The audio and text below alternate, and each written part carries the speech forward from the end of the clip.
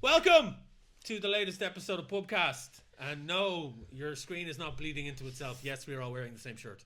Yeah, Guys, do you like cryptids? I quite enjoy the odd cryptid. Do you like independent artists? I do. Ooh. Love indie artists. Jack. Thank you for our Kickstarter sartorial wonder. Yeah. We love it, obviously. This is now the new Pubcast uniform. After 15 years, we actually have a uniform. But yeah, no, these must are. Be said, we did not know that we all bidded on this. Yeah. We all backed the Kickstarter independently, and then and then said it to each other in conversation. It was like, well, fuck it, we have to wear it on a podcast. Yeah. So here we are. But these are. I don't think there's going to be any more of these. I think this is like whatever the Kickstarter was. I don't know if Jack decided if they wanted to do any more. Check out their Etsy shop just in case. Just in case. And if you're at MegaCon this weekend, because this will hopefully go up before the weekend, MegaCon January 18th and 19th, they'll be there as well. Buy their stuff. And they'll have a plethora of things available to purchase at their stall. Yeah. So go check them out. So yeah, this is Pubcast. Welcome to 2025. Here we are. I keep, whenever I say that, welcome to 2025, Happy New Year 2025, I just keep thinking of the year of hell from Voyager. I don't know. Maybe I'm just being pessimistic about the year ahead of us. But I don't know. What happens. I just keep thinking about how the Irish unification of 2024 never happened. Never happened. Yeah. I mean, a utopian sci-fi fantasy set in the future got something wrong. Shock. Listen, we're used to that. We've been watching fucking Blade Runner for the last 20 years going. Where it goes, November 2019. I think we're going to be more like The Expanse than we're going to be like Star Trek. And also, speaking of The Expanse, if you've never watched it, you're going to be very soon not going to be able to watch it because it's been removed from streaming services. Well, it's very handy that I have them all on a hard drive. Yes. Somewhere. And also, I have to start reading the comic universe books as well because I backed them on Kickstarter and still haven't read them. I mean, you can buy the Blu-ray box sets online. Or I had a sinking feeling there where Wayne went, speaking of The Expanse, and then gestured this way towards me, but he was gesturing both I wasn't calling Jill an expanse. It was me. Oh, did I say you're an expanse? No. Okay. No. I don't know. I'm digging myself in here. Dig up. But yes, The Expanse is going to be going off streaming services very soon, apparently. I saw somebody put it up on Blue Sky and I was like, oh my god. Because it's currently on Amazon, right? It's on Amazon. Yeah. And Amazon are being cunts because they're putting everything behind paywalls. Yeah. Fucking bezos. I did notice that a while ago because I had, like probably lots of people have, on multiple streaming platforms, you have your little wish list. And I had like thrown a load of movies on it going, geez, I haven't seen that in years, or I haven't seen that, and stuck it on. And then I logged on one day and I'm like, what's that little yellow marker on that movie that I bookmarked 6 months ago? Oh, I have to pay for it now. Yep. But I already pay for an Amazon subscription. This is bullshit. Bezos, you're a prick. You know all those tech bros, and they're disrupting. They're getting pretty rupting these days. Yeah, I mean, I will say this. They're rupting the place up completely. It is happening across the board, and it's going to happen to Netflix soon as well, because they're already testing it in the States for Netflix, where people are going onto Netflix and the shows, there's tiers of what they can and can't access. Right. So it's funny that it's now looking like there's going to be a little bit of a surge in physical media again. Yeah. And a big surge in piracy. And a big surge in piracy. So bad. That Jolly Roger is going to get raised high because people are just going to say, well, fuck this, because the prices are going up for these services. To do the right thing. People tried to do the right thing. But I feel so bad. I watched friends with incredibly curated DVD libraries bring it all in to sex and just like go with their little devices, and I feel really bad for them. But I think I was warned about this from the Grand Theft Auto soundtracks. The difference between having the game and having the game virtually, where they could go in and rob your songs because they lost the right to have that song 15 years later, because they didn't think anyone was going to be fucking playing Grand Theft Auto 5 like 15 years later. But oh no, they knew people were going to play Grand Theft Auto 5 15 years ago, because they were going to milk that shit. Get that virtual dollar bucks, and Rockstar knew what they were doing. I mean, people are still playing that game now, and Grand Theft Auto 6 has finally been announced, and it's like, okay, fine, but Grand Theft Auto 5 is still going strong. Yeah. They're still having their online It's a poor sessions. example. Yeah. But I remember when the soundtrack was so pivotal and songs were disappearing off it. Yeah. Yeah, like it was the first time I got panic about having the disc or the cartridge or whatever. But yeah, I hate when I'm right about cluttering the fuck out of my life. I want to be wrong about that. I want to find out. Like, we keep having the right cable for the thing. But hang on. We keep Yes, finding the yes, cable. and Don't throw away the I've been cable. vindicated numerous Yeah. times for that box of cables I've kept from the 90s. Numerous times. Because over the last couple of years, I've gotten back into recollecting mini discs, and I have all those optical cables Yes. from the recording from when I had originally had a mini disc player. And like I have my players and my recorders and my high the high med or high version of the mini disc, which has a 1 gig mini disc. You can record like 45 CDs on it. Like that was the precursor to what MP3 players would have been. Yeah. But God, do you remember that ad with Reef in it? yeah. I'll blow you one more. And he hoofed the mini disc out the window. Out the It window. tumbled down a skyscraper. And that skateboarded over. Lad skateboarded over it, pissed on it, picked it up, put it in his mini disc player, and then kept listening to it. So, Ew. yeah. Well made. Yeah. It's right there. Yeah, it is, we it can is. storyboard that ad right now. And 100%. How long has it been Reef waiting? sitting on the couch in the like Yeah, this, yeah. and they're all just like, ugh. The 90s were all about knees. Yeah. You had to Have to be have the like knees up. 90% knees. No. Yeah, if you sat up straight, you were in the wrong decade. You could sit up straight like this, but you had to have your knee up. Yeah. Yeah, because I just remember it was always about that's where the angst came from. It was Yeah. like holding your knee. It was All that peace and prosperity Yeah. we had to deal on, with. on, like an oversized black and white striped baggy woolly jumper and holding your knee. Yep. That's Yeah. essentially what it was. The worst thing is, like, I say as someone who, through my job, is interacting with Gen Z, but also, like, I kind of have a steady cycle of 18, 19-year-olds in my life, and they're like, they have this slightly low energy attitude from the 90s, which I love, by the way. Preserve your energy, be on battery saving mode, fuck the planet. But the worst thing is, they're like, they're kind of zen and kind of quiet, but they don't have any aesthetics with it. In the 90s, you were a slacker, but you had to have hair curtains, you had to have flannel. They don't have a contiguous style now. I think they do. You think they all look the same? I know. No, I think they do have a style, and I think it's very much an Mom amalgam. jeans and North Face jackets, but like, I know. I think it's an amalgamation of both the 80s and 90s. I see that a lot. yeah. I think it's a huge amalgamation of, like, lads have the 80s mustaches with. There's a lad upstairs who looks like a 1970s footballer. It's Yeah, unreal. it's like what's a Harry Enfield sketch? It's like, you like that with the fucking Oh, scousy. yeah. That's He the does. look. That's Yeah, the fucking it look. is. He looks like he's gonna go in I goals blame for your man. Leeds. What's your man? The bassoon singer guy. Beautiful Things. That fella. I can't remember his Oh, name. Benson Boone. Benson He's Boone. now called Bassoon. Bassoon. He's now called That guy Bassoon. bassoon, right?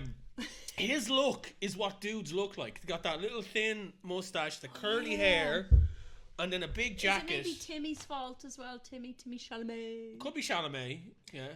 Chalamet, who is going to be both the host and musical guest of SNL don't- soon. I don't know. Like, He's I know doing he's Bob- Bob he's doing Dylan Bob now, Dylan, isn't he? but also that doesn't grant you automatic fucking musical guest. Someone on Twitter Credits. said, "Yeah, he's gonna do Hurricane," and yeah, he's gonna say it. I watched the documentary. Me and Aaron watched the documentary over the Christmas of when they recorded the American version of Band-Aids. Yeah. The We Are the Children. We Are the World. We are, yeah. And have you watched the documentary of the making of that? No. No. It is fascinating. I did not know that they Well, recorded. I know they recorded out of spite because Yeah. it was like there was no, like, was it just Pepsi or Shirley from Wham were the only melanated people in the live, I think. But I think that's like, or in Band-Aid. Yeah. But like, that happens if it's a kind of a thing where Midge-Ure is just ringing around his friends. Like that's what happens. Well, that's- they will be a load of That's white what people. happened with Live Aid with the sorry We Are the World one as Yeah. well. It was Quincy Jones Oh yeah. and Quincy Jones and oh my God, Jackson? no Michael Stevie Wonder. Michael Jackson came on board, and once Yeah. he came on board, it was Later. like, oh yeah, let's Yeah. go. Prince came out looking like a complete dickhead when you watch that documentary. No, But the reason I why don't Really, he The- comes out like a complete dickhead Yeah, if you read shocker. Rememberings as well by Sinead O'Connor. yes, that is true. Anyway, sorry. No, a very valid point. But the reason why I bring it up is because of Bob Dylan. Because they show Bob Dylan in that moment where he is completely fucking lost. He does not know why he's there. He's the most autistic and it's man just I've like ever seen in my and it's like everyone's like, we are the world, and he's just like, If it's and the he looks 80s so as well, scared. but he's got the 80s Bob Dylan voice. Yeah. The low voice. But there's an amazing moment where Bruce Springsteen and I want to say Quincy Jones and then one other person just get him by himself and stick him in a corner, and they have a piano and they start riffing, right? Oh. And they get him to do some stuff by himself, and all of a sudden he's like, I'm Bob Dylan. I can fucking He sing. remembered. And he just clicks, and you see it happen in this documentary, and it's fascinating to watch because I'm not the biggest Bob Dylan fan in the world, but in that moment I was. Yeah. Because okay. I was rooting for the dude. I'm like, come on, Okay. because he had around him. He had Michael Jackson. He had like Huey Lewis. He had like members of the time. He had like a ton of people. I was looking like Dionne Warwick was there. Kenny Wow. Rogers was there. Oh, shit, I have to like watch there's a this. fuck ton Yeah. of people, and it's so amazing to watch it unfold because it was a big music awards happening that night. Yeah. Right? And they knew that the only way of getting it to happen, getting to record this song together, all of those people in one room, was to basically get them on that night. Oh. So they got them. The music awards happened. Everyone went, got their rewards, had a party, whatever. They then Oh, came they to did it they came to after. the studio after the music Holy awards. shit. Half them were like lit, and they came in and they recorded. They went all night, like through the night. All night long? Yeah, all night night. Lionel Richie, that's who it was. That's who the other person was. It was Lionel Richie, Yeah. Quincy Jones, and Michael Jackson with the reason why it all happened. Yeah. And it was just, it's a fascinating documentary. It's on Netflix. Check it out. I'll I give it a highly look. recommend it. It's really, like, we just stuck it on because we were like, what the fuck are we going to watch? One of those moments where we're like, Yeah, fuck Christmas movies, watch something. And we stuck it on, and it was just, we were just sitting there going, That's mad. fascinated by the whole thing. And it was just that particular moment with Bob, because there's loads of these moments in it. Like where Huey Lewis wasn't meant to get the solo he got. It was meant to be Prince. Because Prince didn't turn up, he got it.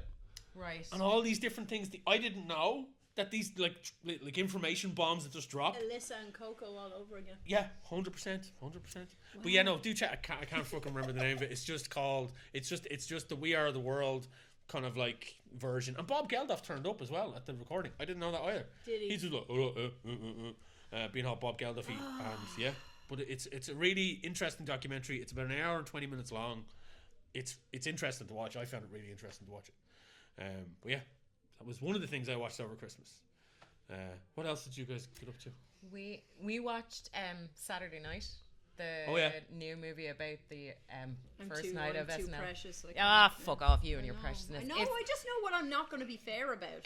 I'm like, it doesn't need me. And it's like I have like dipped in and out of SNL over the years, but I've been watching it religiously since myself and Liam have been together, and it's brilliant. And I've gotten very attached to people on the show, and then cried when they left, kind of thing. And it's interesting seeing how this movie, Lorne was kind of getting there on a wing and a prayer. It was yeah. like, how is They were this nearly going to cancelled work? about 19 times. This is it. It was like, you're a bunch of 20-year-olds, you've no experience. Like, how do you think this is going to be a thing? Everybody in it is fantastic. How much cocaine is depicted in the film? There's a bit. Okay, because there really should have been a lot. Yeah. Cousin Greg is brilliant as Jim Henson. Oh my god! Amazing. Yeah. I suppose if you think Somebody that era, came yeah, in. there's a lot of Somebody food. came in and hung Big Bird Did from he the do back of my voice? door. He did the voice. Oh Wow. my god! You have to watch it, Kim. It's Okay. really, really good. It's All really right. good. Very entertaining. The guy who plays Belushi is phenomenal. I'm just like, oh my god, he's just spot on. I think I know who that is. The guy who plays Aykroyd is incredible. Like, they cast it really, really well. Yeah. Because I'm pretty sure like some of those actors, I couldn't tell you what their actual names are. I don't know that I've seen them in. That's a things good before. thing, I think. That's kind of what yeah, you I want think for so. that type of Movies, movie. folks. Yeah. That's for that especially kind if of you're movie. depicting real people. You're like, you don't want to go, oh look, it's Timothy Chalamet. Oh wait, no, who's that? Oh, he's supposed to be Gilda Radner. Okay, maybe. It is nice getting. I that's casting I could see happening by some fucking producer. Yeah, because I want Timmy and everything. Yeah. Call me Paul, because I'm gonna eat a tray of these biscuits. Sorry, this is my behaviour at Christmas. We didn't watch a fuck ton of Christmas movies. We did watch Klaus because Liam had never seen it before. Oh, and it's so good. oh, it's a It's fucking so work of art. incredible. A work of art. The beautiful thing is a joy forever. But yeah, like aside from that, we didn't go to the cinema over Christmas. We went to see Nosferatu last week. Yeah, which I we want can you to talk talk about. about We that. are going to talk about that. Before Yeah. you get to that, can I just say that it's canon that I love my husband and my husband loves me. But Well, folks, when I tell you, he got, you know those people on the "Am I overreacting" subreddit where they're like, "Hi, he like stabbed me in the head 9 times, and then told me to walk it off. Am I overreacting?" But you're like, run. I read them as like I don't know where fantasy. the fuck this is going. No, I read those as fantasy because my husband is so unannoying. Guys, I put on The Princess Switch 3. Now, Netflix has been I didn't know they made 3 of them. Mm-hmm. I didn't know they made one of them. Oh, bro, guys, can I have 4 minutes, please? Yeah. Okay. Princess Switch 1. And Vanessa Hudgens ends up going to a baking contest. She's a Chicago-based baker. She ends up going to Wiraria, a made-up European kingdom, Okay. for a baking contest. You know the way they have baking contests there. So she's Vanessa Hudgens. I'm from Chicago. And then she meets the Princess of Wiraria. And they look the same. And then they do switches and things happen. Oh my god. And then the queen falls in love with somebody else. And Vanessa Hudgens realized her best friend was there all along. Oh no, he doesn't know. He marries the queen. Anyway, so Vanessa Hudgens plays 2 characters. Now, if you're telling me the Netflix, when I say Netflix cheaps out on things, like the decorations, Christmas decorations are bang on. In the palace. Everywhere else, it is a wing and a prayer. And Vanessa Hudgens, I presume they cast her twice, so they only had to pay her once. I'm just saying that, right? So, thankfully, it was an absolute banger. So they made another one. And Netflix has told people, all their creatives, people are second screening this shit. I know you think you're making high art, but people are watching TikTok while this is on in the background. Do your exposition out loud and to the camera at all times. And it has not been obvious to me until The Princess Switch 3, because I don't really watch things where they think Is this it's one that of your kind of ironing audience. movies? Is this an ironing movie? Oh no, that shows. So, She has yeah, so much earning. She needs a maybe it show. was made that way. But no, it's become a bit of a tradition for me and my daughter to watch the newest Princess Switch. Okay. So in the second Okay. one, we have, hi, I'm a spunky Chicago baker, but I live in Vavava now, or something. And the princess, queen, also played by Vanessa Hudgens, whatever. Oh, she's the queen in the third one. Oh yeah. Has the previous queen died at some point? No, she becomes something by getting married, but no, she was always. Don't we all? She was always the monarch. She was always the monarch. But in the Princess Switch 2, we get a taste of Crime. the true goat of the Princess Switchiverse. Julie oh, Andrews. Fuck, what's her name? I was expecting this. No, she's Fiona. in the Fiona. Princess Diaries. Fiona. Fiona So- Shaw. No. Sorry. It's Vanessa Hudgens again, spoiler. Oh. But she's the tearaway renegade wastrel of the family. Hang on, she's now 3 people. Yeah, bro. So But Fiona talks like this. Oh, Maggie Moo. What are you doing without me? I just got this fabulous blonde wig. And whoever was commissioning these things, like, her, please, the whole movie. Number 3, her, please, the whole movie. When I tell you Vanessa Hudgens is a backup dancer twice in the 3rd movie to her Fiona character. Oh, it's incredible. But they are really laying it on with, well, when we used to date back with Peter, why you? Well, I always thought that you'd settle down and blah, blah, blah. Exposition. Brazzy's up there. My daughter was here. Me and her are in a world of candy canes and just Christmas shite. Patrick is barely tolerating what's going on. Brazzy radiated. Like shitty vibes. Maybe like, this is why he crashed the like car. he had a half-life of about a half an hour. Like I could feel it on my face, and I'm trying. Fiona is planning a heist. The fucking Pope comes to Bavaria with This, a special I'm sorry, but this sounds like crown of peace how- that gets stolen. I mean, And they use to catch a thief. You become a thief, and they're like, we know a thief. She stole the movie out from under our fucking noses the last time. It's Fiona. So they get Fiona in to go unheist the shit that got janked off the popes, and Brazzy was like he didn't say anything, but he didn't have to. I'm like, you could sense excuse it. me, His aura was full. My immersion. He has never, and we have watched some insufferable shite at my behest. Maybe he was afraid It was you were a like. fridge too far. It was Oh. a fridge too far. The exposition heavy nonsense broke him.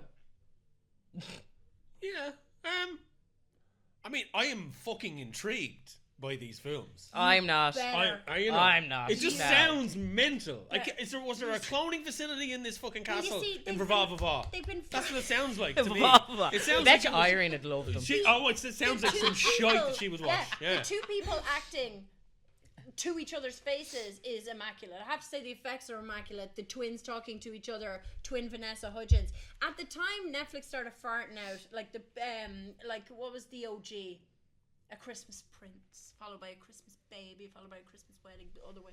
And they Are these were Hallmark movies? So Netflix realized how Hallmark were doing with this shit, and they started making. Oh, it's their own bank. Hallmark It's proper bank. There's a So, fuck ton of them. I yeah. think Yeah. A Christmas Prince was the template, and they made that for £4.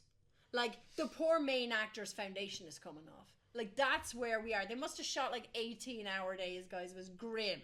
Also, the fucking Christmas Prince shows up at the wedding in Princess Switch 2. So there's crossovers. There's actually a Crossover. Okay, hang on. So in-universe crossover. you're telling me there's a Hutchins verse in Netflix. I would love to say I do think the Christmas Prince is the dominant Netflix property. He's like the Iron Man. Switch is. So So okay. I think the Princess Switch in that case would be Captain America because they're the better movies, but they didn't start it. Cool. Right. Okay.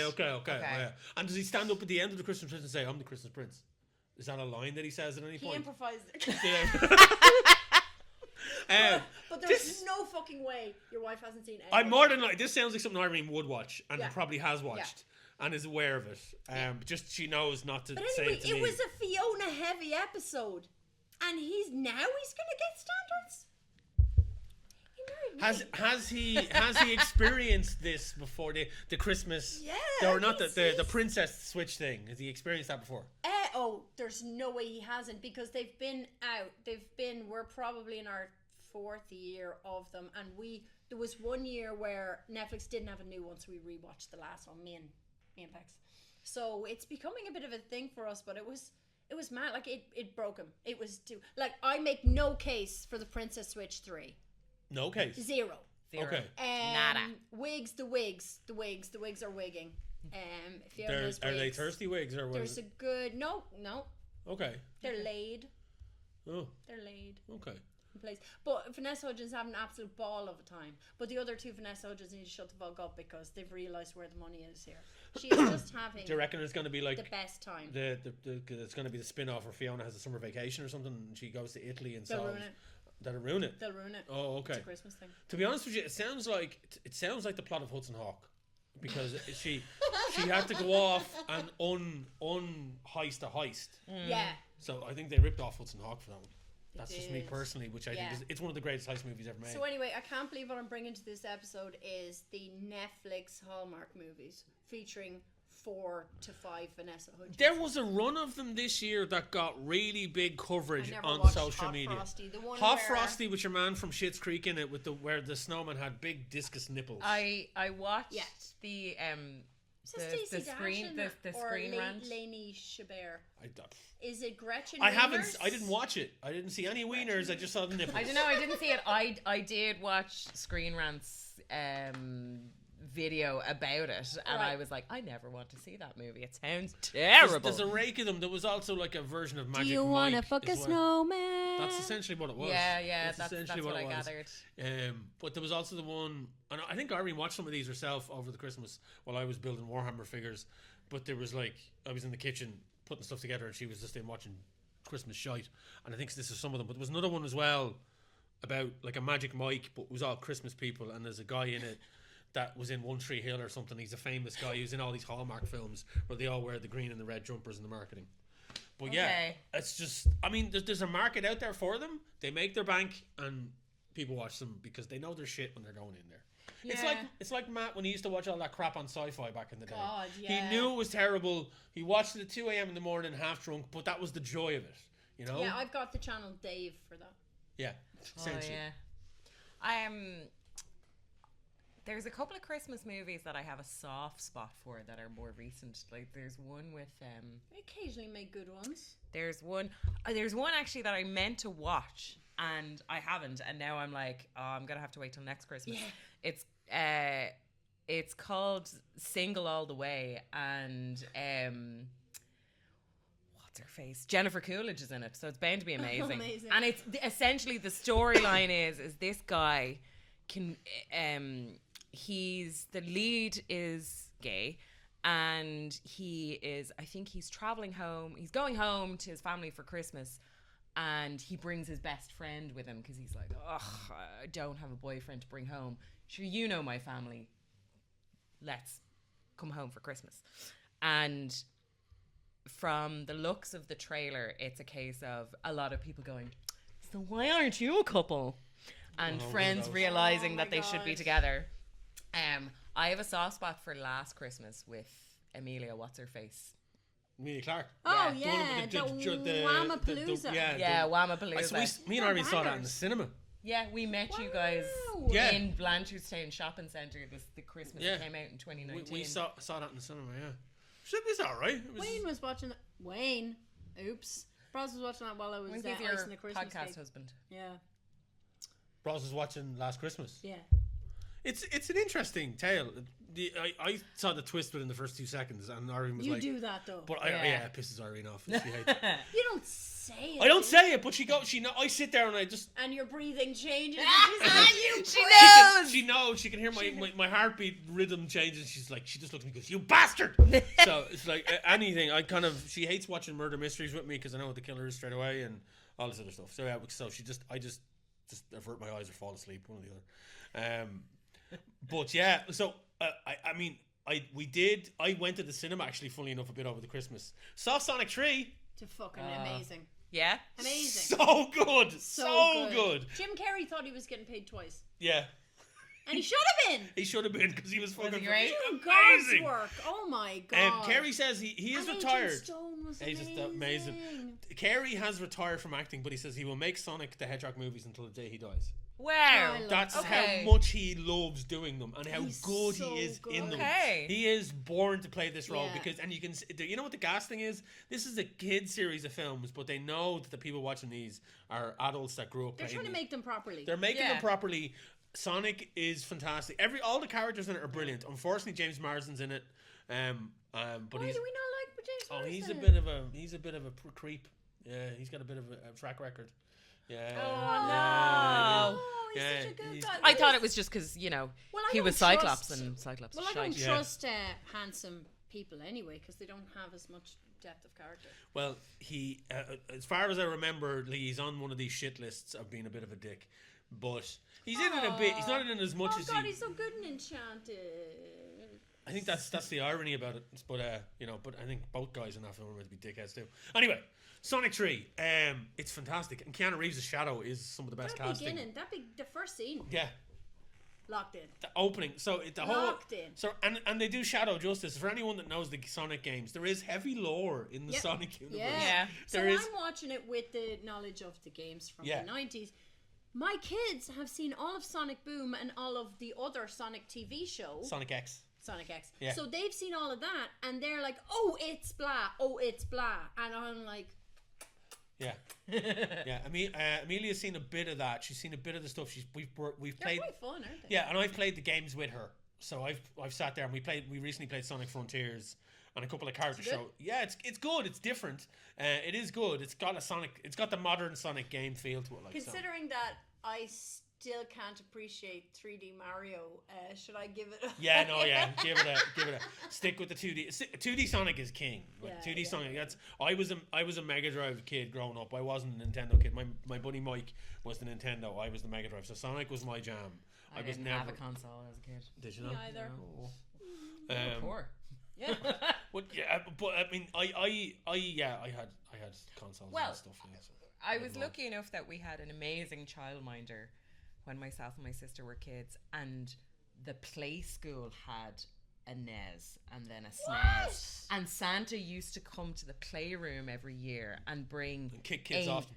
and bring a new Super Nintendo game and a new Cool. Lego set. Awesome. And like we had the Robin Hood Lego and the pirate Lego, the shit that adults will pay stupid money for now. Yeah. I also got Lego for Christmas. As did I. I got D&D Lego for Christmas. I got myself the insect collection, which comes with a horned beetle, a butterfly, and a praying mantis. Ooh. And Liam got me a beautiful plum blossom one. The one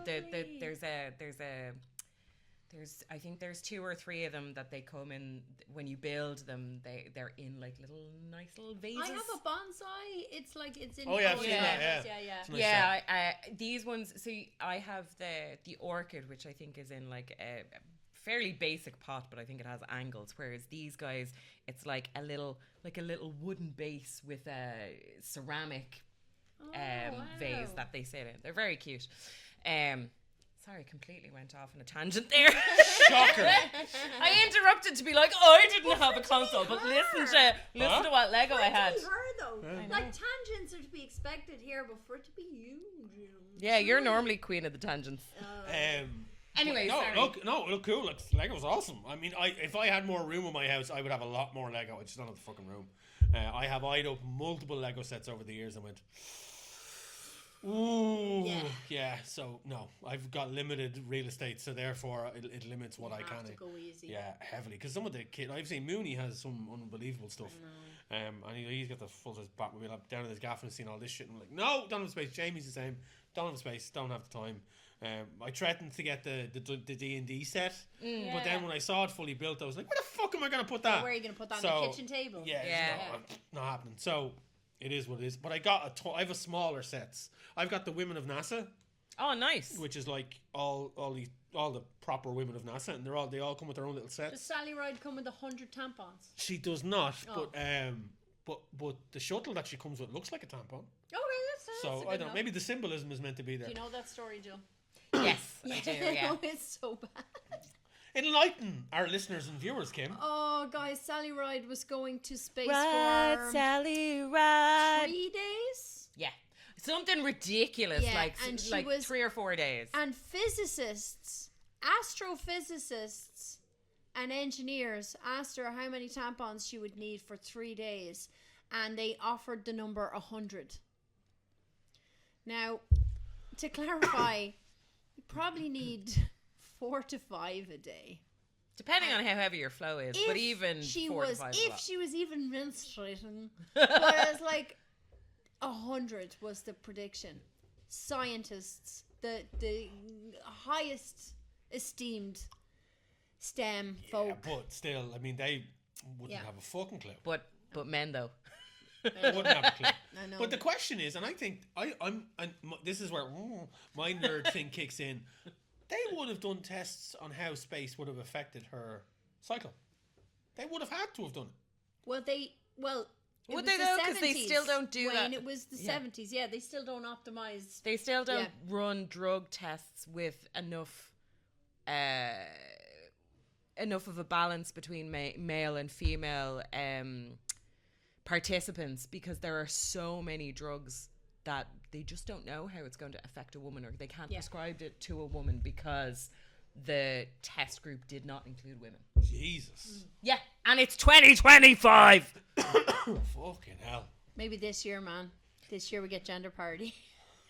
Uh, Let's look forward to that. That'd be good. But Sonic 3 is fucking amazing. Amazing. They definitely didn't ask I'll Sonic stick how that many- on the list. Boyfriend is in it. Huh? Who Your what? lover is in it. Oh, Keanu Reeves as Shadow the Hedgehog, and he So is good. fucking amazing. So Some of the good. best casting out there. Yeah? When it was announced, like when at the end of the last movie, the after credit sequence in the end of Sonic 2, you see Shadow, right? So Yeah, I as soon remember. as you saw Shadow, everyone was like, they fucking better get Keanu to play him. And they got Keanu to play him. Straight away, it was like, of course they're getting fucking Keanu to play him. And he's amazing. And the press tour of this movie is the cutest shit you've ever seen in your Keanu fucking and life. then Benny Schwa doing. Now, I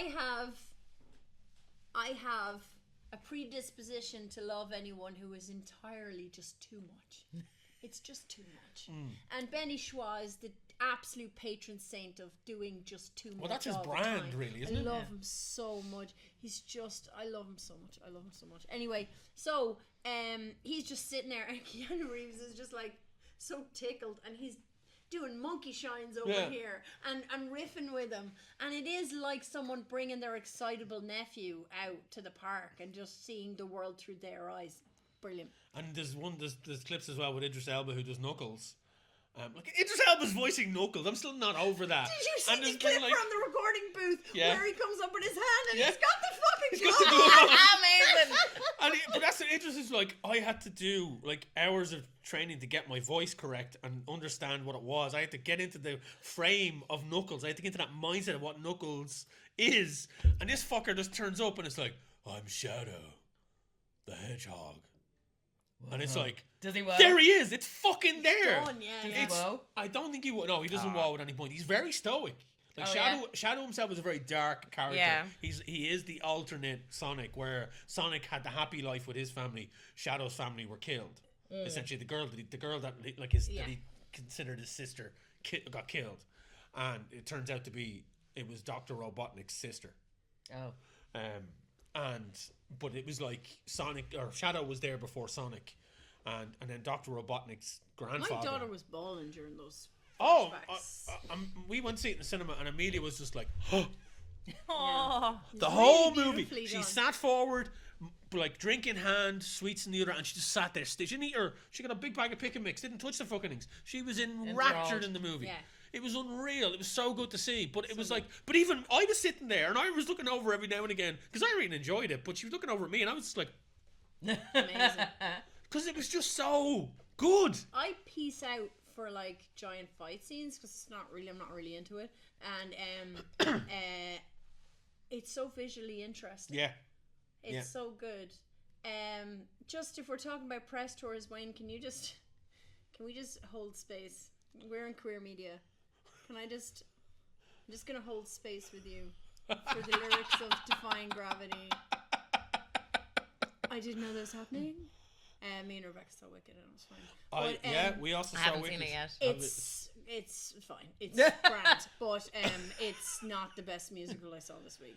Yeah. No, it isn't the best musical because it was phenomenally realized. I think, and Right. I'm shocked that they managed to fill that amount of time with the first half of the story. It did. It went along. It But did. It did. It moved along. Great world building. But the other thing is, guys, I'm always on here, fucking going on. One of my absolute loves is when someone's singing voice and their speaking voice match up exactly, because we all want what we can't have. And I can't sing in my own voice. I think it's probably internalized Paddy racism. But anyway, I will always just do impressions of the original recording artist. But should listen to her singing Corn. Cynthia Erivo is from London. Queen. She's from London. Yeah, she's fucking, the two of them are homewreckers. Isn't that gas? Irene told me this. We'll get into this. We'll get into that after we're having scoops. Anyway, Cynthia Erivo is an incredible vocalist. We know this. An incredible performer. We know this. But she's from London. But she's doing an immaculate American accent for Elphaba. But then she sings in an immaculate American accent. Normally, your singing voice is coming from you, and you can only affect it so much. You can only do so much with it, especially for those fucking notes. And she's just like, oh no, I can do this going backwards down a hill. Yeah. On a bike.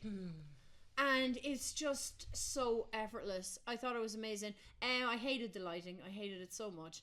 It's just so bleached out.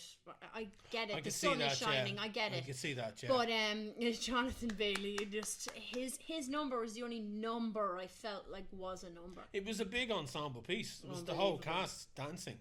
I saw a clip online where there's a bit where he's like, dancing through life, and he's like skipping across the table, and then somebody intercut the scene from when Mac from Sunny was doing the interpretive dance piece, and it's the exact same move. Amazing. So good. But he was just having an absolute ball. Yes, he did. He had a blast. He thoroughly enjoyed it. I think Ariana Grande will be happy when they're all out and have been seen, and she's been seen to do a good job. But you could smell the pressure on her that she was putting on herself. I thought she was very good. No, absolutely. I thought she was very good. I know, but Wayne, popular. She doesn't talk like that. No. Do you know who does sing like that? Christine Chenoweth. She did an impression too. She did. And the fucking 3 times we heard her own voice was beautiful. When we heard her own, and the rest was a Kristen Chenoweth impression, and it's unfortunate that she didn't have the guts to go for it, but she's probably been listening to that cast album since she was 9. So, like, leave her alone, Kim. But, like, her vocals are incredible, her acting performance was great, and I hate her. So, I personally hate her character, her rich bitch from Boca Raton, her treatment of Jeanette McCurdy. Licking donuts like a fucking lunatic but a few years ago. For her to get praise out of me when she's such a turbo bollocks, she did absolutely great. But when I heard popular, that's... Now, I did read, Christine Chenoweth was asked about what she thought of Ariana Grande's performance. No, Kristen Chenoweth is a fucking sweetheart. She is. She is never going to say anything bad. She didn't. And she didn't. She says no, and she won't. She'll she never run anywhere. I want to hear Patti LuPone's opinion. Yes, that's the way I want to hear. Yeah. Oh, the little skinny girl. Get her, Patti. Get her. Yeah. Because she don't hold back. Used to need to have phones. Anyway. Yeah, amazing. Oh, Patti LuPone's confessions with Aubrey Plaza. Over Hot Wings was amazing to watch. If you haven't seen that, dig it out and find it. Wicked, again, we saw I went to the cinema more over this Christmas period than I'd gone in the entire fucking year. It's crazy. Yeah. It was so good. Well, they put shit out that we had to see. it was surprisingly so. But Wicked, I really enjoyed it. But the time flew. Like when I saw the fucking run in time, I'm like, you're killing me. It hoofed along. Literally. Yes. But the one big movie for me this Christmas season was Nosferatu. Yeah. On that front, going to get scoops. Okay, here you're going to get scoops. No. Oh, Jesus. Okay. So we've both seen Nosferatu. Kim hasn't. Yes. Okay. That is correct. I had been like patiently waiting because it dropped on Christmas Day in the States, right? In the and States we had to Christmas wait Day. until New Year's. Yeah, a good week. Yeah, to avoid the internet like the plague. But I suppose. Like the plague. What? I was wondering how you would fare watching it because of your little four-legged friends. Everyone was wondering how Wayne was going to actually do with Nosferatu because of the rats. Because Wayne doesn't like rats. I've got a horrible phobia of rats. And well, you see, I can understand being afraid. Like I have been in sitting on a dock in Switzerland and a rat has run in front of me like 3 foot away. That's gross. Those rats in Nosferatu, they're just pixels, Wayne. No, they're not. They're real rats. They're real rats, okay. Jill. They used over 5,000 live rats in the making of that movie. I didn't read that. Which my friends repeatedly sent to me in text messages. Okay, your to friends confirm. are assholes. Oh, cunts. I wouldn't. Pricks I wouldn't do that to you. If I read that, Yeah. I'd be like, mental note: do not tell Wayne that. Yeah, no, they do get it's jocular. It's the laddish thing. I know. It's the most laddish thing my mates do. Well, it's like I suppose. Do you know what? Bloodborne. They're just pixels. Yeah. Still gross though. Yeah. The Princess Bride, they're dudes in suits. Yeah, well, no, like the rodents of an extraordinary size. That's fine. That's stuff like that. Yeah, but here's the thing. Just not to sidetrack from Nosferatu, but I can't watch Ratatouille. Really? There's a scene in Ratatouille that's an aerial shot of the kitchen when the rats all mill in, right, and it looks real, and it freaks me the fuck out. Okay. And it's like a lot of people say Disney scarred them in the 80s with the Black Cauldron. Disney scarred me with Ratatouille. I saw that in the cinema. Me and Ari would see that in the cinema, and it was just like, no. But with Nosferatu, I steeled my nerves. I was prepping before I went in. You were like, it is a Robert Eggers movie. Yeah. 2, it is a standout, like Nosferatu, the original, is a standout movie in so many ways. It is one of the first horror movies. It's a silent movie. It's fucking 100 plus years old at this stage.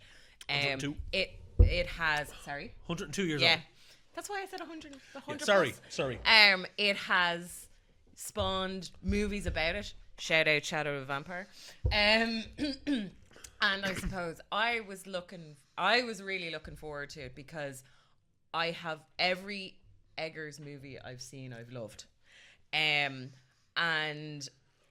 going into it, I had forgotten Lily Rose Depp was in it, but I knew Defoe, Holt, and Skarsgård were in it, so I was like, happy days.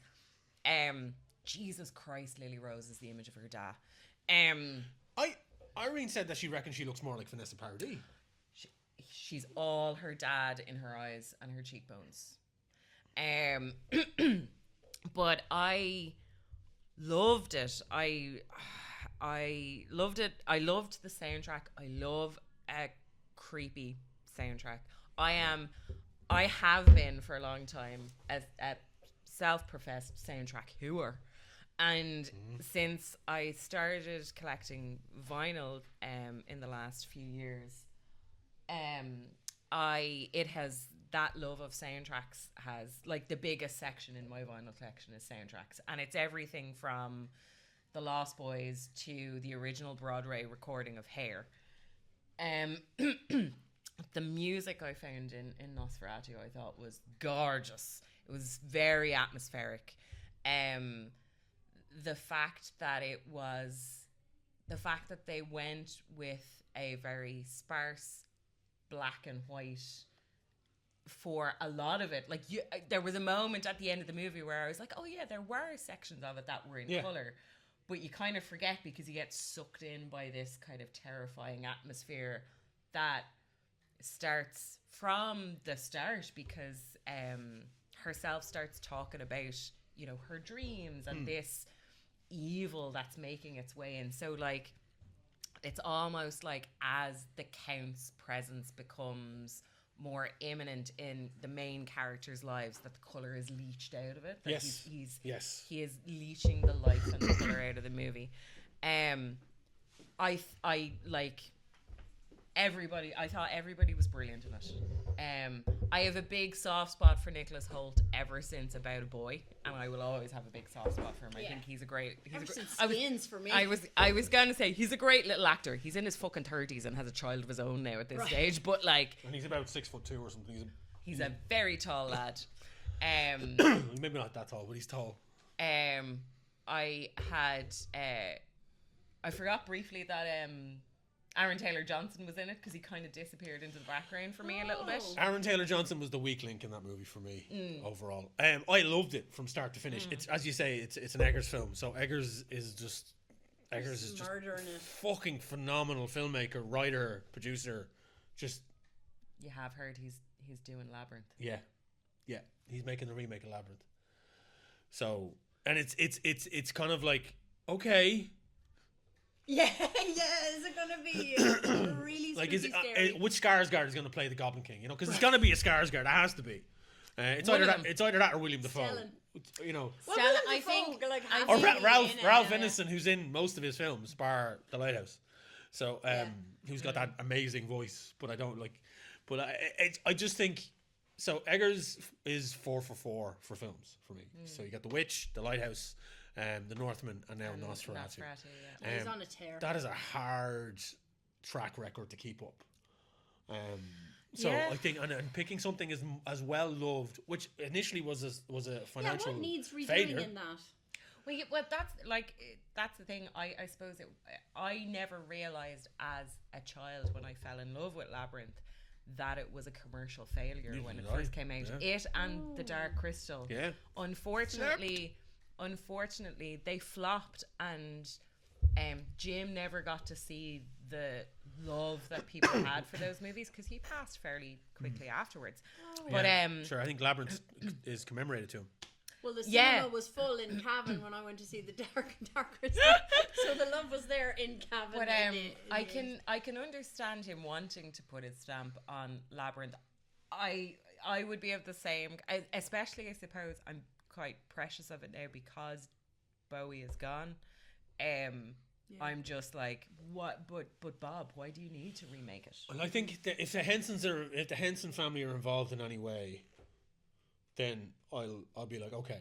Well, if they can get over it, I can. Yeah. I think we'll have to. Like, it's been made, but I just think that and the original will always exist. Like any remake, the original will always exist. Absolutely, it takes nothing away from that. Exactly. I think, and ironically, Eggers' Nosferatu, I think, builds on what came before. Drastically builds on what came, like unbelievably so. It nods. There's so many nods and winks to the original Murnau film. Yeah. Jimmy Carter was alive for the release of all three. Jesus.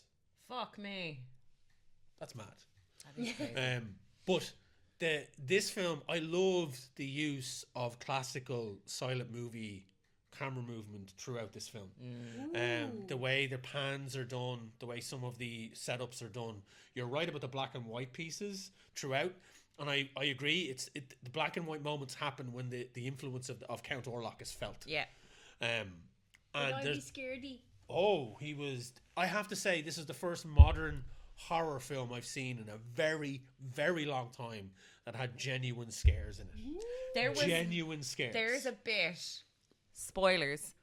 There is a bit on the ship when he is making his way to the UK, and there is a bit. No, Germany. Sorry, Germany. Sorry. I keep forgetting it's in Germany. So sorry. He's making his way from the old country to Germany, and by ship. And the crew believe that the ship is cursed. They believe there's something wrong with the cargo. Plague. And this sailor walks down to sort it out. And you see a glimpse of Orlok's back. And within 30 seconds, there's a jump scare. And the fucking jump scare still got me. Yeah. Even though I saw him. You knew he was there. And it was still scary. Jesus Christ. There were at least 3 jump scares that got me in that movie. The very first one. Oh, Jesus Christ, yes. The opening segment of the movie, you see the moment where the character of Ellen Hutter is describing her dreams that she's had since childhood and how she feels like something evil is calling to her, wants her, and she must agree to it being part of what she is or whatever. And she's walking through the grounds of this old house, and she's out in the bushes and shit, and she's lying on the ground. And it's a motif that travels throughout the entire film of people being prone on the ground and being victims. and it goes from her being like to a jump scare that happens, and then the titles come up. And when I say the whole fucking cinema that I was in Amazing. shat themselves, it was unreal. And that was like, we had literally just sat down, the film started, where I went to see it, they didn't play any trailers. It just was movie. Wow. Just movie. That was it. And you're like, oh, this is fucking starting. And Yeah, it just, what are they going to show before? Straight in, no kissing. that alone caught everyone off guard. So we were on the back foot already. Okay. And then the opening happened, and everyone was like, and I don't think anyone had a moment to relax the entire film. Right, okay. And I thought it was fucking genius. Amazing. Like, props for the cinema for doing that. If that's what they were told they had to do, fair enough. But Well, that wouldn't have worked, considering, like, when we went... Wouldn't have worked in fucking Navan. When we went to see Wicked, we had our 20 minutes of trailers and ads. And the movie's on, and Glinda is arriving in her fucking bubble. A big, important moment. And there's a full-size man standing in front of my daughter farting about. There's assigned seating. Like, why are you here? What's the issue? Read the thing, you fucking fool. Adults standing up, farting around, not knowing where their seat is. And he ended up moving a woman so he could sit with his kid. But I knew from the booking that there was an empty seat between me and this woman. And so he just decided he was sitting there. And he made her move. And I just, like, if they had started the movie on time, they would have missed 25 minutes of it. Yeah. Like, it's obnoxious. yeah. So, Jesus, I mean, I'm glad you were prepared. Well, but- we rocked in. It said 7 o'clock on the thing. We rocked in for 7 o'clock, and the film and started. nobody, and again, I'm on time for things, but I've learned my lesson from There the were cinema. there I'm were a not few gonna sit bodies there. there were a few bodies rocked in after Yeah. the fact, about 5-10 minutes afterwards, and they came in, but Yeah. they were able to. I don't know whether they caught them. Fuck them, Well, I don't care. maybe they were But- a bit more aware and But sat down quickly. but from the get go, it stamped itself right. This is the film you're watching. Yeah. Strap yourselves in, folks. Here we Yeah. go. And the love and attention in an Eggers film is apparent in every fucking shot. Yeah. I found myself looking at the sets going, that corner isn't even lit, and I bet you every detail is fucking perfect. Yeah. Do you know what I mean? Yeah. You know when you're in good hands. You can The sense it. costuming was gorgeous. The whole thing, art direction, cinematography. The sound designer of that fucking- film deserves every fucking award. Did the Lighthouse win awards for sound design? Please tell me they did, because it was the most atmospheric. Like, oh my god. We went to see it in the Lighthouse. But that's an Eggers film. Like the same with the Northman. The final fight of the Northman was done in a silhouette. Yeah. The whole thing was a silhouette in a fucking volcano. And you're kind of going, how's he getting away with this? It's so good. What's going on? Like, he is, to me, he's one of the modern day geniuses of cinema. And yes, he gets his applause and he gets his, his accolades to a degree of people love him. But I don't think he's getting enough. I think two people are focusing on other things. I don't know what it is, but Everybody knows he's an auteur, and he's getting a blank check. He gets to do whatever thing he wants. Yeah. I don't know. Maybe I'm just not paying enough attention to it. But I just, every time I see, I know when I'm going to see an Eggers film, I'm going to get quality. And when I sat down to watch Nosferatu, Irene could say, like, "Are you nervous to watch this film?" She says, "I am, because I'm so invested in the story, but also the director is really fucking good." And like, Irene hasn't seen any other Eggers movies. Oh, really? She's never, because I subject her to The Witch, she'd be traumatized. Right. Yeah. She wouldn't like The Lighthouse at all. She'd watch The Northman, but for not the right reasons. She'd watch it for the same reason I watched it. Yeah. Alexander Skarsgård. And the V. And the V. His V. That's what she... What is Stupid, my aversion sexy to Eric handsome Northman. people? It's not be- for me. To be fair, Stellan makes handsome men. You know, Yeah. He does. All his yeah. sons are handsome. The Skarsgårds are a handsome bunch. Those Nordic genetics are pretty awesome. But they're like... It's just... but the thing about it is, Bill Skarsgård in this film is not a handsome man. No, the makeup is incredible to the degree that you forget it's Bill. Oh yeah, completely. Straight away. And- Irene was like, "That's one of the Skarsgårds." Yeah. And I suppose because, like, you know, in it, he still looked like Bill, even though he was Pennywise, Pennywise, to a yeah. degree. He Yeah. still looked like Bill. The 5 head of his. And 5 head, and that weird eye trick that is not CGI. Yeah. That, he That does is actually himself. him. But the makeup is phenomenal, and it's the fact that the makeup disguises him, and it's not his voice at all either. It is his voice. No, what I mean is Oh, he sorry. has It is heavily accented, and it is a lot deeper than his natural voice. Every dude I know who has seen that film went home and practiced that voice, including me. I am Count Orlok. Bring yourselves to the fire. The rolls on the oars are fucking incredible. I can't have roll my your oars. wife. But it's the asthmaticness of it all. It's He literally just like it's Gary Oldman in Dracula turned up to 11. to the As old man as in Dracula. as in skill, Yeah. and not Sure. volume. Yeah, it's like Yeah. It's and it does have elements. 2 thumbs up from both of you. Oh, all the thumbs up. It does new things with vampires with an old story. Right. And that's hard to achieve in this we day and love age. that. It's like when 28 Days Later came out, you're like, oh, like they changed the whole thing of zombies, but it was consistent with it within its own universe. Sure, Do you know what I mean? sure. There was reverence to it while also changes to it, and that's what you love. I loved how there were bits where the characters are walking through like little alleys in Germany, but the way they're built and the way they're shot, I'm like, that looks like something out of 1920s German cinema. I'm like, it looks like I'm like, that laneway, he pulled that from Caligari. Exactly. That's exactly all the way through. That's exactly what I was thinking as well. It's like Cabinet of Dr. Caligari. It's got that era of cinema just embedded and ingrained in it. And he is a student of film. You can tell he watches fucking everything when it comes to a topic. Everything is when he goes for like the quiet establishing shot, or maybe so establishing shot, or you're looking for the main character to focus on something. His framing is beautiful. I'm just like, oh, it's so symmetrical. And he does a clever thing with Orlok for the first 20 minutes or 30 minutes that Orlok's in the movie. You don't see him in focus or in the foreground.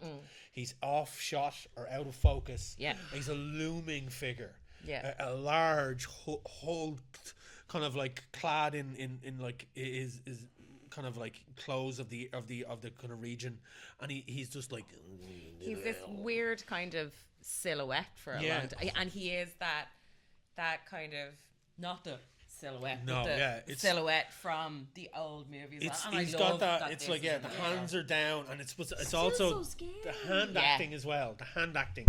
So there's all this kind of like twisted, gnarled finger shit with claws.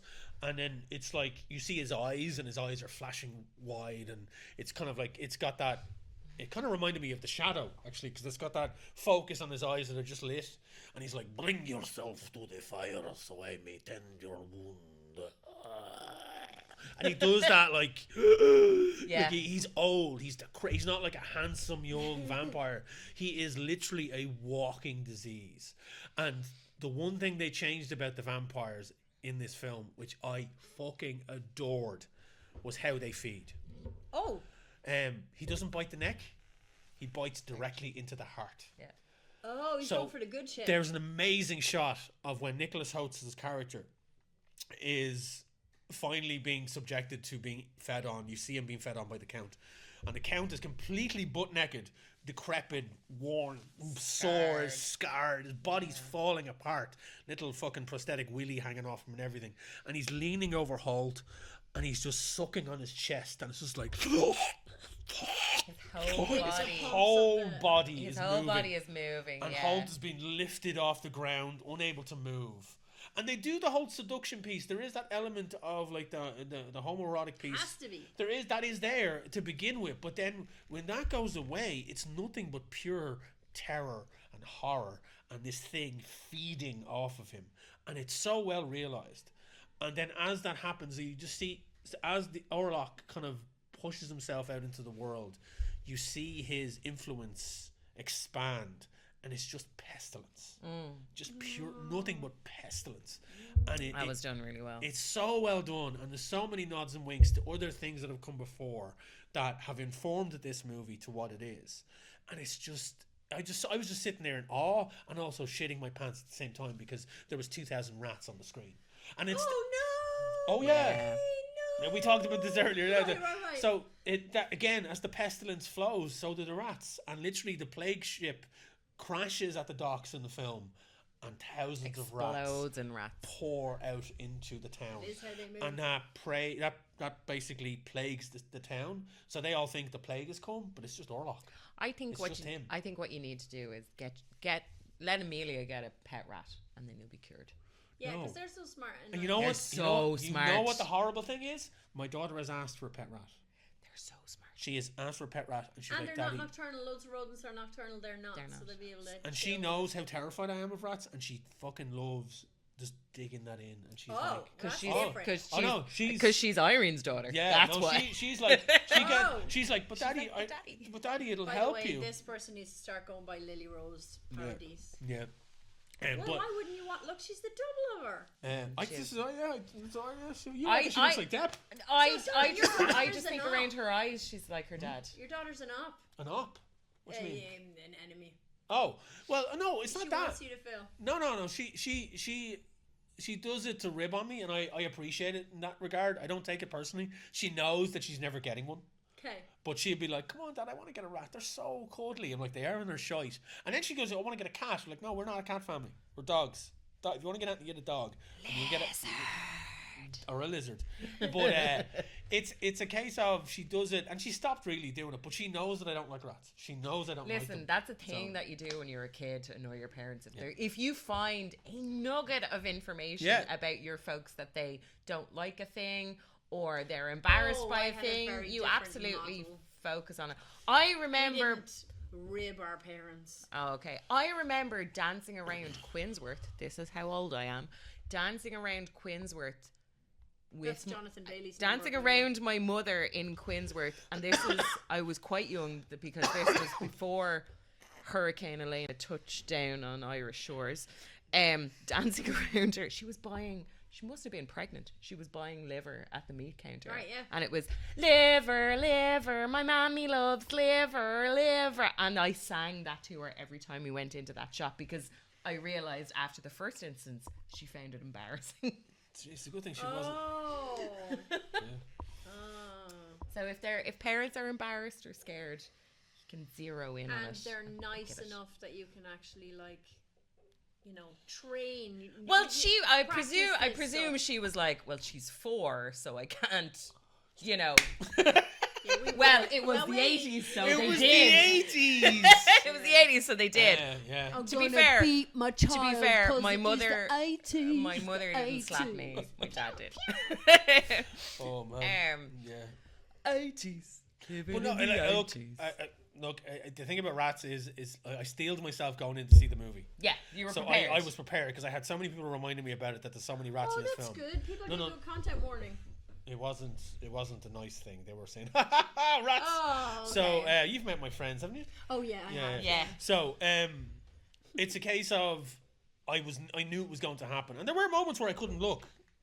But again, I was talking about sound direction earlier on. There's a moment where Thomas Hutter, who's who's Holt's character, was found Orlok's coffin for the first time, Yes. and you see him slowly but surely walking towards it, and you could just hear that. Oh, The noise of- whoa. Lots of claws. The kind of the scratching and the squeaking and the yeah. stuff, and I could hear that, and then straight away my hair on the back of my neck was like whoop. No, What hair? At the back of my neck. Okay. The back of my neck, on my back. Jill's an op too. Yeah. So I on my arms, and I was just like, oh, and Irene just put her hand over it, and she was like, it's okay. It's okay. And she knows. And She she's knows, got, yeah. the thing about it is though, I feel sorry for Irene sometimes because it's kind of transferred to her a bit now, Yeah. because she is emphatic towards My cousin came phobia. to live with us, and she was horrified of spiders. So for 2 years, I was afraid of spiders Yeah. too, and I had to deprogram myself. She taught me about terrors I had not considered. Wow. So I steeled myself for it, but there was moments where there was like long shots of rats in the street. I was okay with that. Yeah. It was the close-up shots of them there, all crawling over Orlok, and when Emma Corrin's character was lying on the ground, Yes. and they were on top of her, biting into her Yeah, chest. yeah. That was like, no, thank you. Yeah. Not today. So but that's terror. That's what horror. I don't go for horror films to be laughing and smiling, although that does sometimes happen. And it did. I think it happened once or twice in this because I didn't like your man. Or I don't like Aaron Taylor Johnson as an actor. I just think he's a smug prick. So I just don't like. He's the shit Quicksilver. I would Yeah. like him to be released from that predatory relationship. I want all the best for him. But yeah, I don't enjoy his acting on it. But maybe if he wasn't, I mean, just look into his marriage. Guys. So It's creepy. do you know the way people gave Keanu shit for when he played Jonathan Harker in Coppola's Dracula? Yeah. Right. Aaron Taylor Johnson is that in this film. He Oh. does an English accent in this movie. He where is English though, isn't He is, but the accent in it is just shit. Oh no! It's like it's.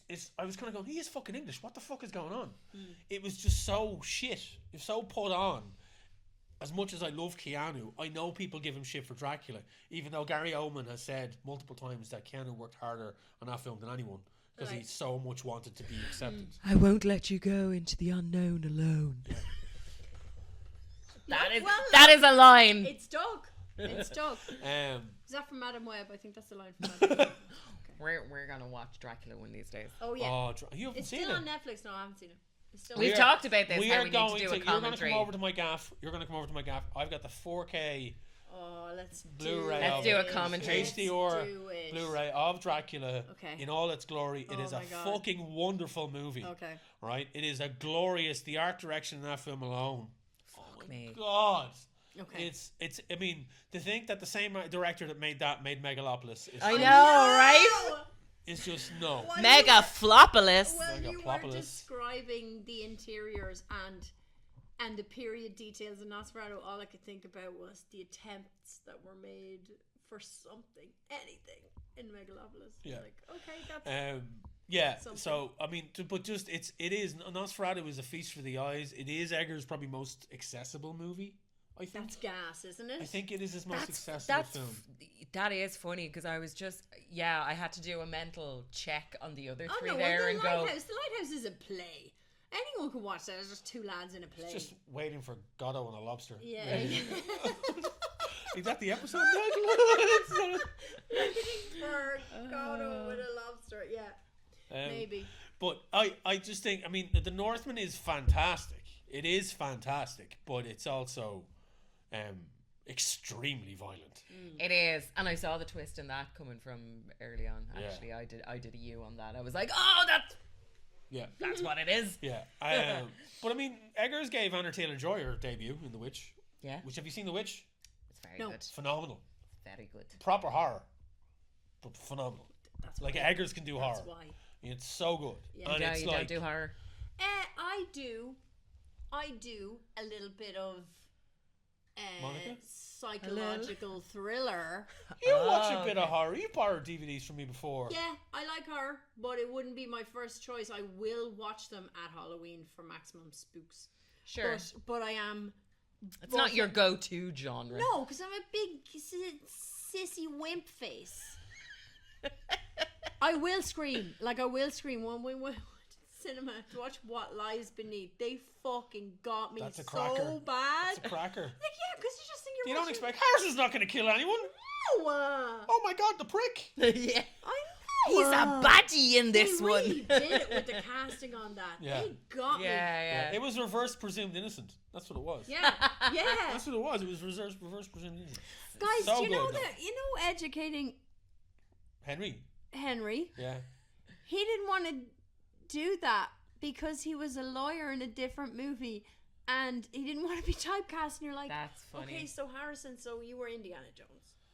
Yeah, but he So, again. like, you're okay. Indiana Jones is his Dr. Robotnik to Jim Carrey. He'd play that role till he died, and he did. Yeah, like, right. Yeah, he- he literally will. Speaking of Indiana Jones, I am watching Liam play the new indie game. It looks gorgeous. Like there are there's sequences where he's under the Vatican in these like Yeah. temples and Ooh. shit. Yeah. And Nolan North does an Troy amazing. Baker. Do you Is know it Troy it's Baker? I thought yeah. it was Nolan Troy North. Baker, yeah. Okay, well, Troy does an amazing Harrison Ford impression. Doesn't he I do think that? he sounds like him. He sounds exactly Doesn't like he him. do the voice It's a of the shame ride? Troy is a bit of a Troy bit Baker. cuckoo Yeah. bananas No, I these don't think days. so. I didn't like the new Indiana Jones game. I thought Really? it felt like What's in it last. on? It's on PC. I have it on PC. Well, I we have played it on Xbox. It's Xbox and PC. It came out on Xbox and it came out on PC if you have the Game Pass. So I played on my PC. I played it. I finished it, and I was like, that was a game. I felt it was very last gen in how it was made. I felt it was very clunky. And this is not me being, look at me. Because I've met Troy Baker a few times and we've talked to him a fair bit and I've had conversations with the man and we've had a pint with him and he's been on this show, all I could hear was Troy Baker. Oh, really? I couldn't hear. I didn't realize. I heard the voice first, and I was like, they didn't get Harrison to do this. And he was like, no, David Temple has done the voice for the ride since 1994 when contract negotiations broke down with the grumpiest man in Hollywood. The grumpiest stoner in Hollywood as well. I get why people loved it. And I get lambasted by my gaming friends for this because a lot of them really liked it. My gaming system is more than able to handle this game. I played it on the PC, start to finish. There are moments where you're kind of going, oh, it's kind of cool. I felt I was on rails for the entire game. I felt it was just, it felt like I was... it's a minecart.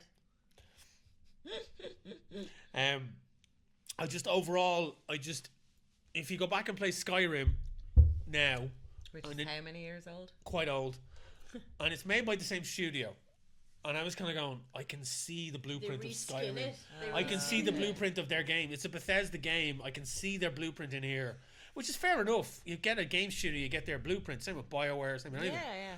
But there was moments where I was kind of going, all right, I've hit a wall here. There's no actually more of this universe. All right, I have to go this route. Oh, I have to go this way. I'm like, right, okay, fair enough. I just felt too contained, and I hated the first person. My God, it's the first time that's ever happened. I felt that it shouldn't have been first person. Okay. I felt it should have been third person. And there's going to be mods for it. Like, people are going to mod the bollocks out of it, and they'll get a third person mod. But overall, I felt the game was good, but it wasn't as great as everyone made it. That's my favorite 70s glam band. Mod the bollocks. Mod the bollocks. Bear in mind, there are games that Liam plays that I'd have no interest in. You'll be pleased to know he bought me 2 games for Christmas. What games? Neva and Cult of the Lamb. Cult of the Lamb is amazing. Yeah. Neva is the one from Gree, the studio that made Gree. Oh yeah. It's fucking gorgeous. It's a platform game where basically it looks like the environment is being taken over by, do you remember the sludge monster in Fern Gully? Yes. That's what they're like. Oh, cool. It's like a cross between the sludge monster and No Face. Ooh. Yeah. Neva, Neva. And you are this female protagonist, and you have a little pupper that you go through the levels with. And Neva, I've only gone through 1.5 stages, and between the stages, Neva gets bigger. This little doggo. So they start off that you're kind of very protective of them, and then the next stage they'll take on these kind of weird sludgy beasties as well. So I expect they will get bigger and help out more. Hope the dog doesn't die in the end. Well, spoilers for the start of the sequence, lads. There is a loss at the start that you have to avenge. But yeah, so sorry. In terms of, I am a spectator when it comes to the likes of the indie game, because Liam is playing it and I'll dip in. I'll be fucking around on my terrible fucking township game on my phone. Look, and you gotta have landfill games. Yeah, and I'll come in and I'm like, holy fuck, is that Giza? And he's like, yeah, it's Giza in the 30s. And I'm like, oh my God, that looks deadly. Or, I'll come in later and he's in the Vatican in some fucking secret demonic temple. And I'm like, this looks cool. So if it's getting you to look up, the game is doing or the he's, right thing. he'll turn a corner and then he has to punch out half a dozen Nazis. And I'm like, that those was Nazis. the great bit. I did put that on my social media. It was a great bit. I got to smash a Nazi's face. A fascist, they're Italian in it. So I got to smash a fascist face in with a hammer. That was great. You have one-on-one time with Mussolini. It's weird. So I'm a spectator with a lot of those games. Although, I think I did say to you, he did a replay of Red Dead 2 recently, and I'm like, I could just watch this game. Yeah. I could just watch you play this for the evening because it's gorgeous. That's our dynamic in our house. I game and he farts around in his computer occasionally looking up. and the only thing, like, I take into account the soundtrack he's going to have to listen to. Yeah. And I will pick certain games. So I got Gree so that it would be a beautiful sound for him to listen to. And all Did you enjoy it? I haven't played it yet. But here's the sad thing. You know, Liam's buying you games because he wants to share his passion with you. Yeah.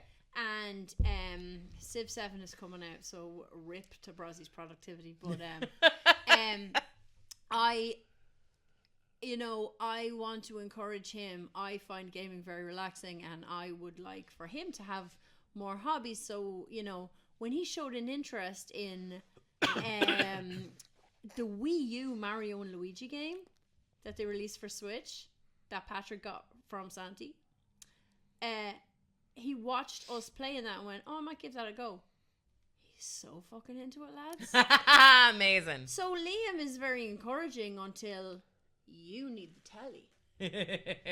And then he's going to go, oh, what have I done? Because I come in the evening and I'm like, oh, you're playing and you're really enjoying, like, he's really enjoying it, like childlike joy. That's good. Because the mechanics are really good. Yeah. It's a great game. And he wasn't, Wonder didn't do that to him, Odyssey didn't do that to him, but he saw this one, he's like, that looks good. But yeah, now I've to... Did he have a go at Donut County? Well, with the Xbox is such a palaver to turn on that he wouldn't default to anything like that, but I think he should. I'm going to turn it on and let him have a go. What a great game. If I cut that sequence out of order and she just says that soundbite, that's just going to be a real... What did I say? I'm just going to turn it on and let it have a go. It didn't sound good at all. Wayne, the amount of people who go, oh my god, oh, can I write that quote down? And I'm like, so what did I say? People keep walking through the practice and work and going, oh my god, that's so funny. And I'm like, I'm sorry, wait, I'm afraid you're going to have to tell me as well. Because it's like, yeah. Sorry, that left my brain as soon as it came out of my mouth. Yeah. I is no got some serious gaming on over the Christmas, but there is one game I got on the Switch that you will both love. Oh. And I got it for €3 in the sale. €3, I love a bargain. Hoa, Hao. It's a I think it's a Philippine. I've seen it. Yeah, it's a Ghibli game. It looks like a Ghibli movie. It is fucking gorgeous. The soundtrack is beautiful. Amelia sits on my knee when I play it because it's so calming. She says. So it's all you play this woodland sprite that has to go around and collect butterflies and then release other woodland spirits to get from point A to point B. You're unlocking the world as you go. There's no real thing. You're just uncovering your story because you start off and like, oh, the characters go, oh, you're back. Let's get you to your home. And you spend your entire game going through just collecting butterflies to power yourself up. Yeah. And you get yourself different abilities and then you move through a map and you're a woodland sprite, so you're like that big. But the world is huge and you're like jumping from branch to branch and there's like inside. It's a kid's game. It's a kid's platformer. But I saw it. It looked really nice. It got really good reviews. It was like €3 in the sale. And the soundtrack is it's piano music. It looks like a Ghibli film. Yeah. And it sounds like a Ghibli film. It's got that blue sky with the white clouds type of thing going on. Green everywhere. It's gorgeous. On the flip side of that, I got Dragon Age Veilguard for my Christmas present game. And I fucking ate it the fuck up. 100% platinum the motherfucker in 200 hours over the Christmas break. Shit. It's the 4th Dragon Age game. I'm a huge Dragon Age whore. Love the world, love the lore, love the story. This particular one wraps up the current 4-game arc to a degree. It takes characters that have come from the previous games and gives them their ending and then opens up the world for a sequel that's eventually going to come. Weirdly enough, it was very mixed in reviews. Some people gave it 10 out of 10. Some people gave it 4 out of 10. Oh. I'm on the 10 out of 10 scale. It's not a perfect game. There are problems with it. I found some problems with the narrative where they force you down a rabbit hole a wee bit, or they railroad you a wee bit with some of the story choices. But overall, playability, characters, the design of it, your team in it are fucking unreal. So varied. There's some amazing characters in there. You know the way when we play D&D and I introduce a necromantic character, a necromancer, not necromantic, you're not romancing the necro. Oh no. But say I introduce a lich and they're always the evil kind of characters like the lich. They want to raise the dead, army and stuff. In this, they take the idea of a lich and they turn it on its head, or somebody who just is appreciating death as part of the natural cycle, and that's their part of the world. So it got. Exactly. Oh, unbelievably! Like there's a whole necropolis filled with these goths, and the whole point of it is that I love necropolis mythology. their existence is just to appreciate death as part of the cycle of life and to help people along the way. And there's a character who aspires to be a lich because they are the highest form of this appreciation of what death is. They're not malevolent, they're not evil. And it was so not the story and the way they handled it was so well done, and the character was so engaging. I was sitting there going, I just want a game with this dude. And there's a beautiful moment where so in these games from BioWare, you generally have a team and they interact with each other as you're walking about the world, and they have conversations. And there's moments in it where I found myself meandering in my brain with stories for these characters and what they could be doing together in other elements of a game. So the necromantic character was there, and there was another character called Nev, and she's a detective. She's a mage detective, and she goes around solving crimes in the city, Minrathis. And I had this idea of like saying, well, what if she was solving crimes, but she had a necromancer who was helping her find out who these murderers were. There's a whole little plot then eventually that comes about where he's helping understand how these people died, and she's investigating. And it's all in there, and it's so well done. And you're like, oh my god, why isn't this a game? And why isn't this there was all these elements in this game going, that could be a game by itself, that could be a game by itself. But they took all of this and they put it into this one parcel, and I kind of go, how are people not liking this game? I do not understand it. It's a mixed bag. Like I was saying it to a couple of the lads, and I said, lads, I've just finished Dragon Age Veilguard, got 100% on it first time round. I want to play it straight. I did 200 plus hours in this game. I want to go back to the start again. Like, what the fuck? It was the same way I felt about Baldur's Gate. It was that same feeling of like, oh my god, I never thought I'd actually get a game again. In the space of a couple of years, another game came along that made me feel the way Baldur's Gate 3 did. Yeah. I don't understand all the bad reviews. I don't understand the people pissing on it for. They keep complaining that it's like. Are there pronouns in it? Is that what's going on? That there is. Oh, for fuck's So, sake, but hang on. I've never none of the reviewers that I've seen that gave it a bad review talked about that. Good. It wasn't about that. Okay. There is a character in it that there's actually part of their character story is they are coming out to their parent, their mother. Okay. They're basically saying, look, I am non-binary. That is my story. That's who I am. And you have to help them come to that realization. It's actually quite a beautiful piece of the story. And I think it was very well put together. It was very well done. Doesn't fucking shove it down your throat. You don't have to do that story. You don't have to do that quest. But it's there. It's in it. And there's also other characters like NPCs that are in the world that are trans, and there's other things that happen, or they're voiced by a trans actor, and they're just elements within it. So for the good faith reviews, what was their complaint? Their complaints were that parts of it were too simplistic, as in the mechanics. Right. Their complaints were that it wasn't as in depth as previous titles, and I think in these situations, the first Dragon Age game came out in 2009, and I feel it has people that adore it. I adore it. I love that game. I love that series of games, as I said. But if you go back to that game now, it is extremely clunky, like very clunky. It's a game. It was developed in 2004 through 2009, as far as I remember. And when it came out, it was lauded as being fantastic, which it was at the time. But now, compared to nowadays standards of gaming, similar to what my complaints were about the Indiana Jones game, it felt like you could tell it was a Bethesda game because the same mechanics were there, the same elements were there. But Dragon Age has evolved over the years.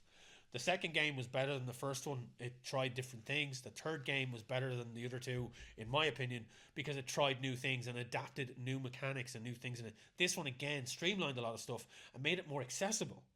Like, it was the fourth game in a series, and yet the last one didn't come out. It came out 10 years ago. So there are gamers that are now going to approach this game that haven't approached the other games. They need to be able to dive in. They don't want to be like, oh, I need to figure out what this world is about. I haven't played the last one. What's going to happen? But it's so well put together, in my opinion, that you could just fall into it and figure it out as you go, and it's not difficult. It's not menu heavy.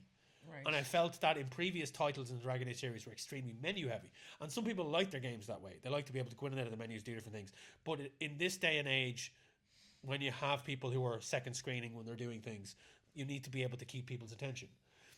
And I think... Surely games don't have... Because how are you second screen I when was you got a just thinking controller that. in How your do you hand? second screen when you're gaming? Well, maybe it's a generational thing, but some people do. Well, some people do. this is Streamers me. do it a lot. Like they'd have, if you think about a they- streaming situation, streamers have where you- extreme ADHD. yeah, so but it's like that's the nature of gaming in that generation. Would you like me? Would you like to see what I look like when I'm playing Pokemon games? Go on, yeah. Do, do, do, do, do, do, do, do.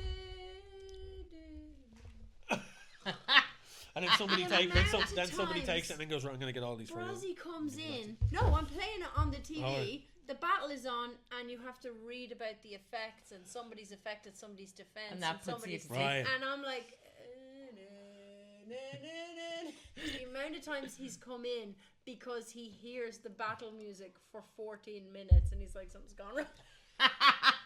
But they did shorten the sequences in Scarlet and Violet, so thanks, folks. Because But Sword and Shield, I was fucking out. But that's There what I was mean, like, many so- conditions. That's what I that mean. were Like, so you being- have yeah. stuff like that. But I mean, I think, Well, yeah.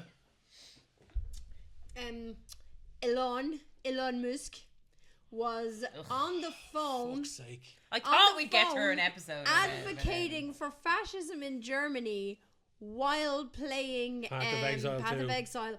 Oh, guys, it was so fucking funny. It's so funny. It's so funny watching him not know how to play anything. And I'm like, well, I was giving him his Diablo credit because, like, fine, why not? Yeah, I believe you were up all night in your student He accommodation. wasn't as I went, whole. so then you watch him play this, and you're like, oh no, he's never played a video game. Like, he was clicking on non-clickable things, and he's level 97, and it's one of those ridiculous games where it takes you as much XP to get from 90 to 92 as it does to get you from 1 to 36. Do you know what I mean? It's one of those Yeah. Yeah. and exponential levels. Some poor fucker in Asia put in 18 to 20 hours a day to get that character to where it was till it was fucking bulletproof, and this tit, because he wants the gamers to love him so bad that he goes on and shows everyone that it absolutely 100% is not him playing the game. And like, why that game?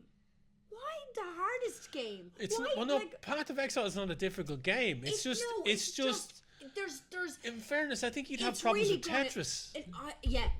yeah, but like, how there was so many ways for him to show his ass, and he did it, and you're like, oh, it was actually, that's what'll do him in.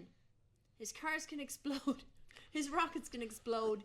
He could. Can he explode? Can he That'd be fucking? nice. That'd be nice, great. wouldn't it? But If he could fucking explode. For him to lose the gamers, He is never the had thing them. that would hurt I don't him think he the had them. most. I But don't no, think but he had people, them. like, I've met people and like, well, he was good at Diablo, and you're like, yeah, okay, maybe he's good at Diablo, but he's a fucking poison. But for him to be such a tit, Yeah.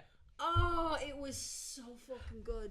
But so fucking good, and you can hear the guys who were on the stream with him losing the will. To But live, from a like, from why a is he clicking logical on it? perspective, I'm like, There's full things the here. dude is like CEO of fucking 4 companies. He doesn't have that time to be putting into that game, and it's obviously not him. Guys, if I had 1 million quid, you would never see me. I Go live yeah. in Enya. In her castle. Yeah. Would she let you? No, but I'd be at the opposite end of the gap all the time. She'd never know. You just You just send hear cat echoing. messengers It'd just between be each other. echoing through. You just hear like Orlok flow echoing through the halls. Like, Guys, my children are doses about music.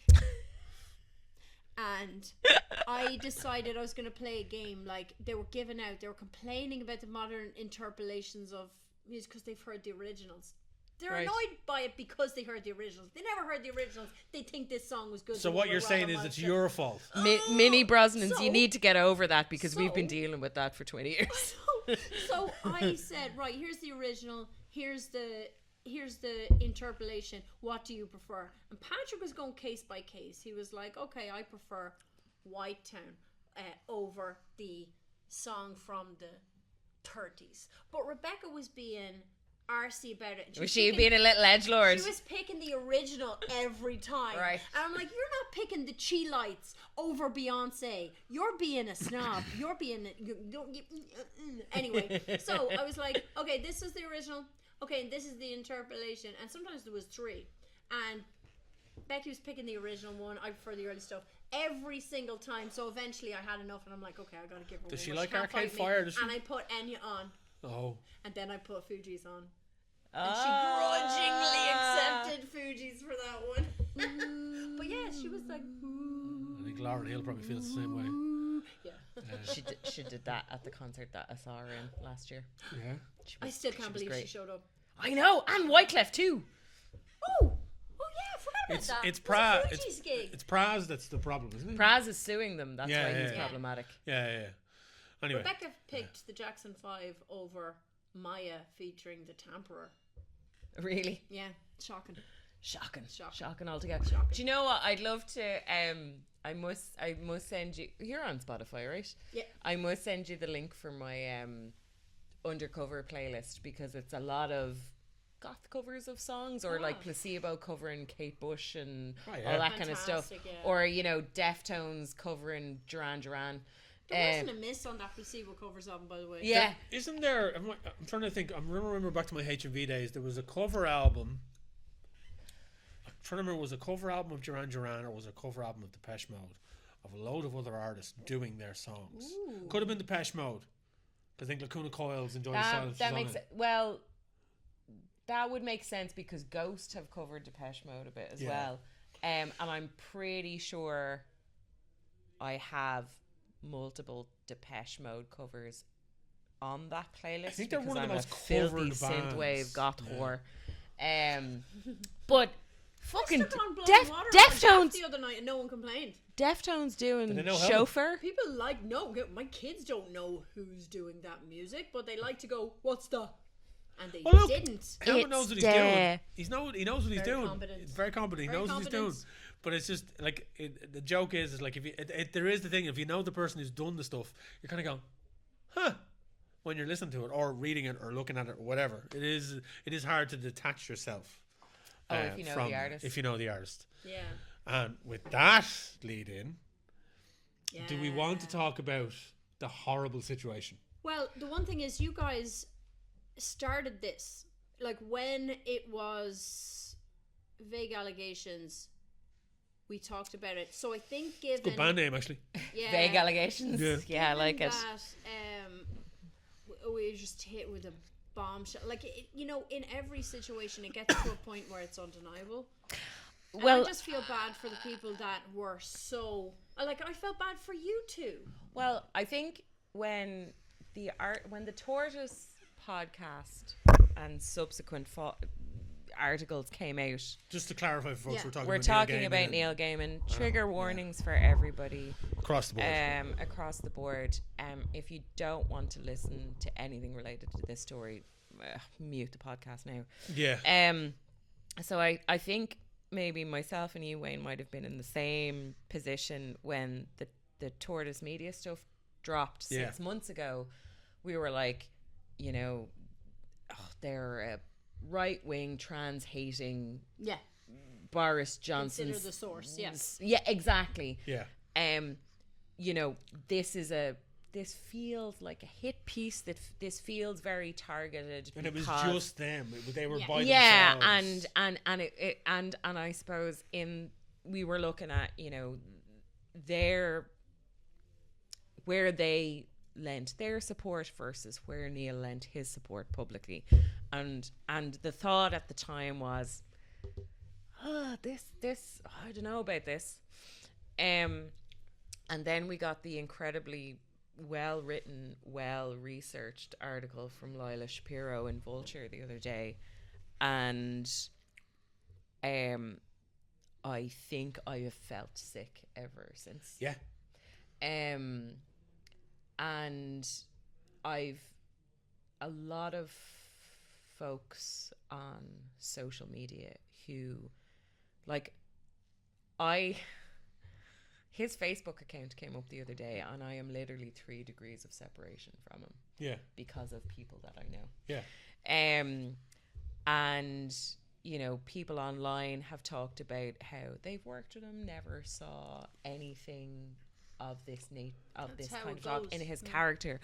But that's the thing. I saw somebody make the very valid point of people who behave like that recognize and know who they can behave like that in front of. It's Jill, extremely I predatory. had this in my life. We were talking, friends of ours were talking online the other day, and one of them said, apparently I'm a misogynist. And a friend of ours came flying in and went, well, I know you're not, because, you know, Kim knows you and Jill knows you. And I came in pretty quick, and I didn't want to attack the original guy. But I said, misogynists do not reveal themselves to me. I'm too butch acting. I don't threaten them. Mm-hmm. People who hate women would not start with me because I have so much internalized misogyny that for years any sign of femininity was squashed within me, because up with that, comma, I would not put exclamation point. And you're just like, the way I go on, even the fact that my voice is deep, the problems and the microaggressions that men will come out with to women, they don't do it to me. So I'm not going to find them. They have to be pretty overt for me to find them. I don't get them either, because I'm not like other girls. We used to take that as a fucking compliment. It's not. I had an argument with a guy an argument with a guy I used to work with a number of months ago, and was like, you have no idea how much of a fucking insult that is.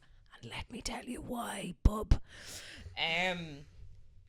Sorry to cut back. But everything like people collaborating on a book are not going to experience what an 18-year-old girl in the present, like collaborators, it's a business relationship. Yeah. So there's always going to be that wall of, this is a business relationship, you will only see so much of the other person.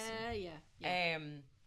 It's just not going to come up. It's the old adage of don't shit where you eat. I remember talking to one of our friends in the comic book industry, and I said, never stick up for someone. Never, never, never. If someone has allegations, shut your mouth. It doesn't matter unless you're living in their house and walk everywhere with them 24 hours a fucking day. You don't know what they're up to in their other relationships. Never charge in to defend someone. You don't know what they're doing because they're not doing it to you. Yeah.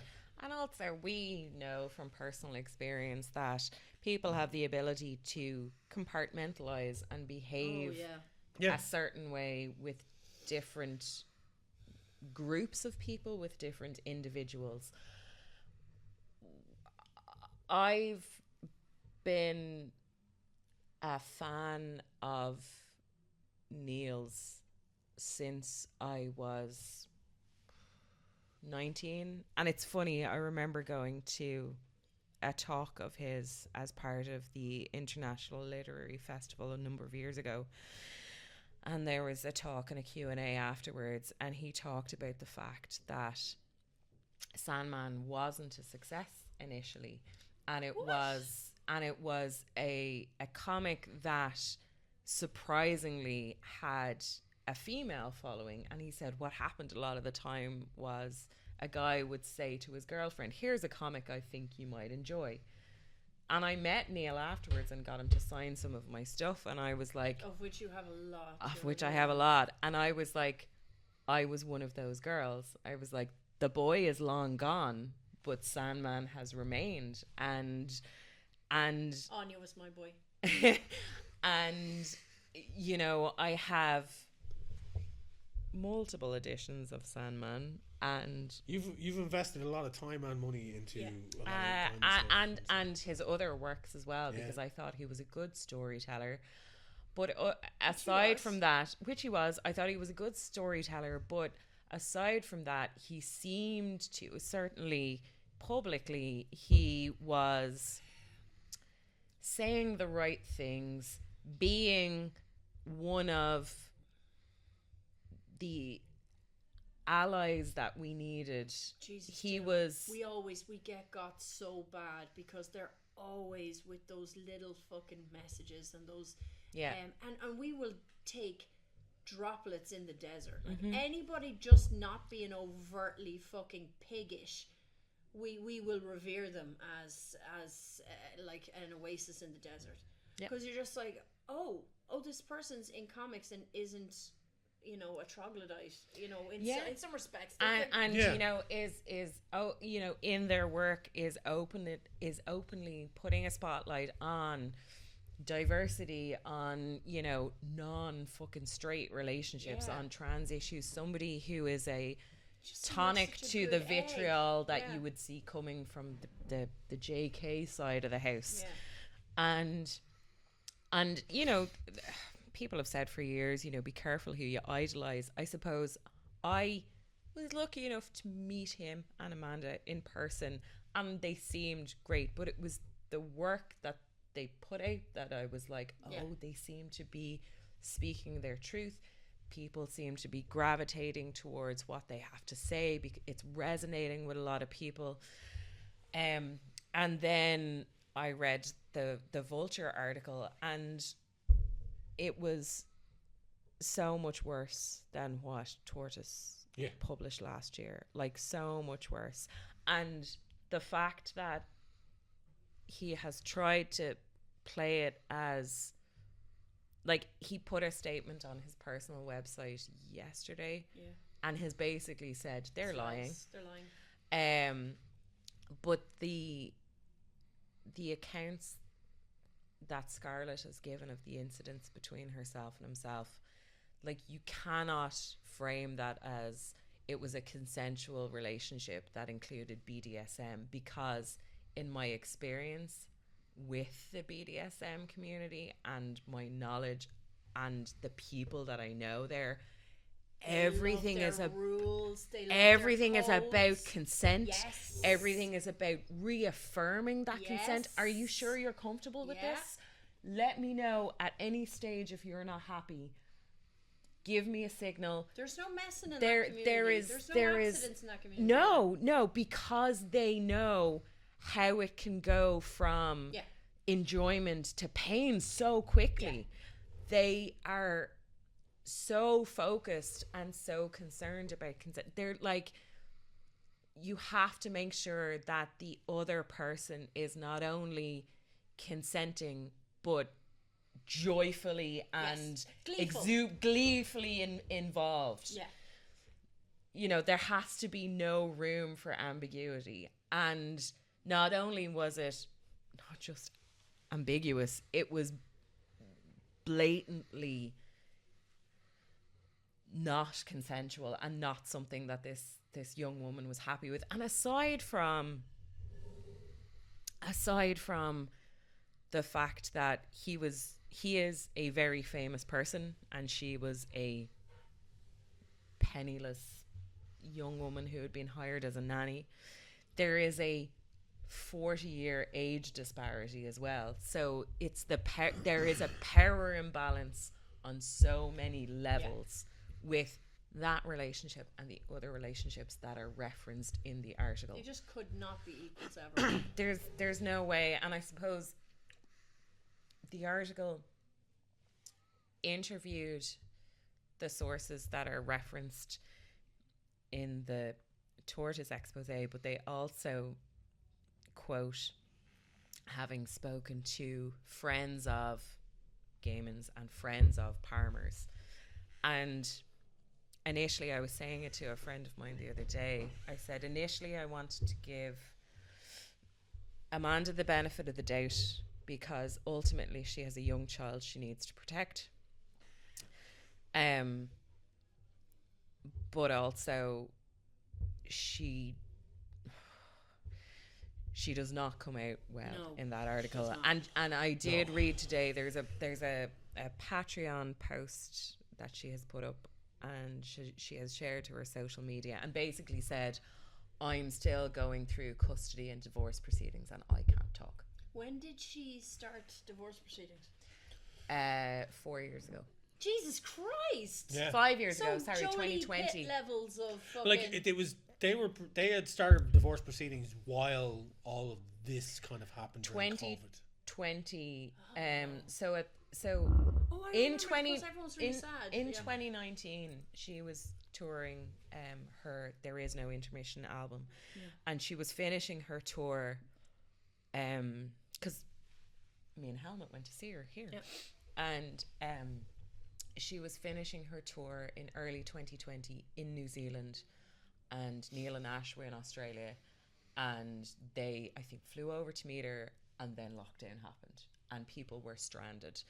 And in 2020 there was a big media hoo-ha about it, because I don't know if you remember, Neil travelled 10,000 miles to the Isle of Skye. He broke lockdown. He broke lockdown rules to leave New Zealand. And it sounds, from what I have read, it sounds like they got together. I met them in the early stages of their relationship. They did a signing in Chapters, and I want to say 2009, shortly after they'd gotten together. I didn't know who she was, really, and it was after that I was a convert. And because it was a case of the store closed and they stayed for 2 or 3 hours afterwards to make sure they signed everything people brought to see them, with them to see them. But they were famously known as having an open marriage, an open relationship, and I think everything changed, particularly once they had Ash, but there were a couple of pregnancies before Ash, and I think she wanted to close their relationship and focus on them, their marriage, their family, them as a unit. And it sounds like,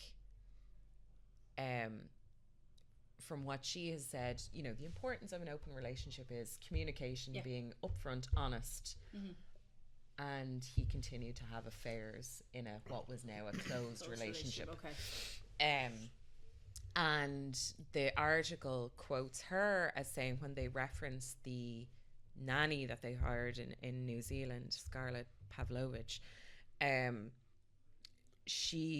is an account where this young woman says she told everything to Amanda, and Amanda says 14 women have come to me already about him. So while on the one hand I'm like, okay, I understand she may be under some sort of fucking NDR and that could affect her son and the outcome of their divorce proceedings, I'm still quite angry in that you knew enough to tell this young woman that other women have come to you. Given the public persona she portrays about being a strong woman and living her she's truth, so no bullshit, right? Talking about rape and sexual assault and abortions in her songs. Exactly. Like literally touring the world on that message. Openness and clarity. Right? It's not about the fact that 14 women came to her about that. As soon as the first woman came to her about that. Wayne, it's the thing. That's what should have been. This is the thing we're always talking about. The problem is the fucking hypocrisy. For him to be a feminist and her to be an advocate for women's safety. It's the hypocrisy that fucking kills you. If someone is, you know, just a regular person and they have allegations against them, that's bad. If someone is an overt feminist and then you find out the way they've been treating people, you're just like that is the hypocrisy that just sickens you. It's like they're using that platform just to get ahead. Like the poem I read at Matt's wedding was so beautiful I couldn't actually say it. I was sobbing all the way through it because it was such a beautiful declaration of like what love is, and you're like, you don't have a fucking clue. You're like the whole thing's tainted. That article took me a couple of hours to read. There was information in that I didn't know about. I didn't know that his parents ran a Scientology center in the 60s. When you take that plus the ocean at the end of the lane. Plus, now he claims that that's not autobiographical to a degree, but if you've seen it and you kind of go, if you've I've read the book. I've seen the fucking play. I've I also understand that Scientologists view children as responsible as adults when it comes to their actions, and believe that when it comes to discipline, they should have the same discipline forced on them that adults do. Like, he talks about being held in the bath and to the point of drowning by his father, or the young boy in the book. He dedicates that fucking book to Amanda, who wanted to know. Yeah. Who wanted to know about his fucking childhood growing up in England. Pushing him to tell him about it. And then he was like, no, but he wrote that story. But then he claims it wasn't autobiographical. Look, it's if this goes to any kind of criminal situation, which, I mean, according to New Zealand the police, reason these exposés have to happen is because they fucking don't. Well, that's the thing. So this initially was reported to New Zealand police, who then dismissed the case. The case was then tied up and it was done, and that's where the initial Tortoise podcast, which I listened to. I mean, I listened to it, and I was like, look, the source of this information is not, in my very liberal mind, reliable, because of the leanings of these individuals and what they've done in the past. And then obviously when this article came out, I sent it to you. I read it. I sent it to you, and I was like, look, warning, hard read. It is a hard read, because I think as fans of creators who over the last, I think we've been dealing with this issue, as in people like idolizing these individuals who are creators, who create things that we adore and love and take into ourselves. And it's always because we think they're a good egg. Exactly. Art is art. There's plenty of cunts making great art. Yeah. But when you have someone who seems like a good egg also making great art, it's a cause for celebration. Yeah. So we can't blame ourselves for being sucked in by the public face. But it was like, I think Joss Whedon sickened me. Mm-hmm. That was like the training. That was the training for all this. He was one in particular in recent years, because again, he was known for creating strong female characters. Everything he seemed to put out seemed to do well, and then you discover fucking 15 years later, oh no, actually he's a shit. Yeah. And there was a thing that him and Michelle Trachtenberg couldn't be left alone together. Yeah, like I think that opened the floodgates a wee bit about it. There was like when, like, I think we did this on the Pubcast before when it came to Joss Whedon. We talked about putting your people on pedestals, people Many that times, it and the thing, it's a recurring theme, and it's a tragedy that it is a recurring theme, that we have these individuals that we do idolize, and then in this day and age, and it's because of their spoken, exactly, their off-camera moments. It's because of the things they've said, and I think we shouldn't feel guilty for liking someone to have a good message. There's plenty of people out there with good messages that haven't been disgraced. And that's good. But it's the hypocrisy that fucking goes. There is. It's hugely you're right. The hypocrisy against it is just unreal. But I think it's the danger is that people get burnt so many times now. Yeah. With Joss Whedon, with the J.K. Rowlings, with the Neil Gaimans. People got fucking Sandman tattoos over their fucking Harry Potter tattoos. Like, it's like I'll be honest. Yesterday morning, I took my entire Neil Gaiman collection. I threw it in the recycling bin.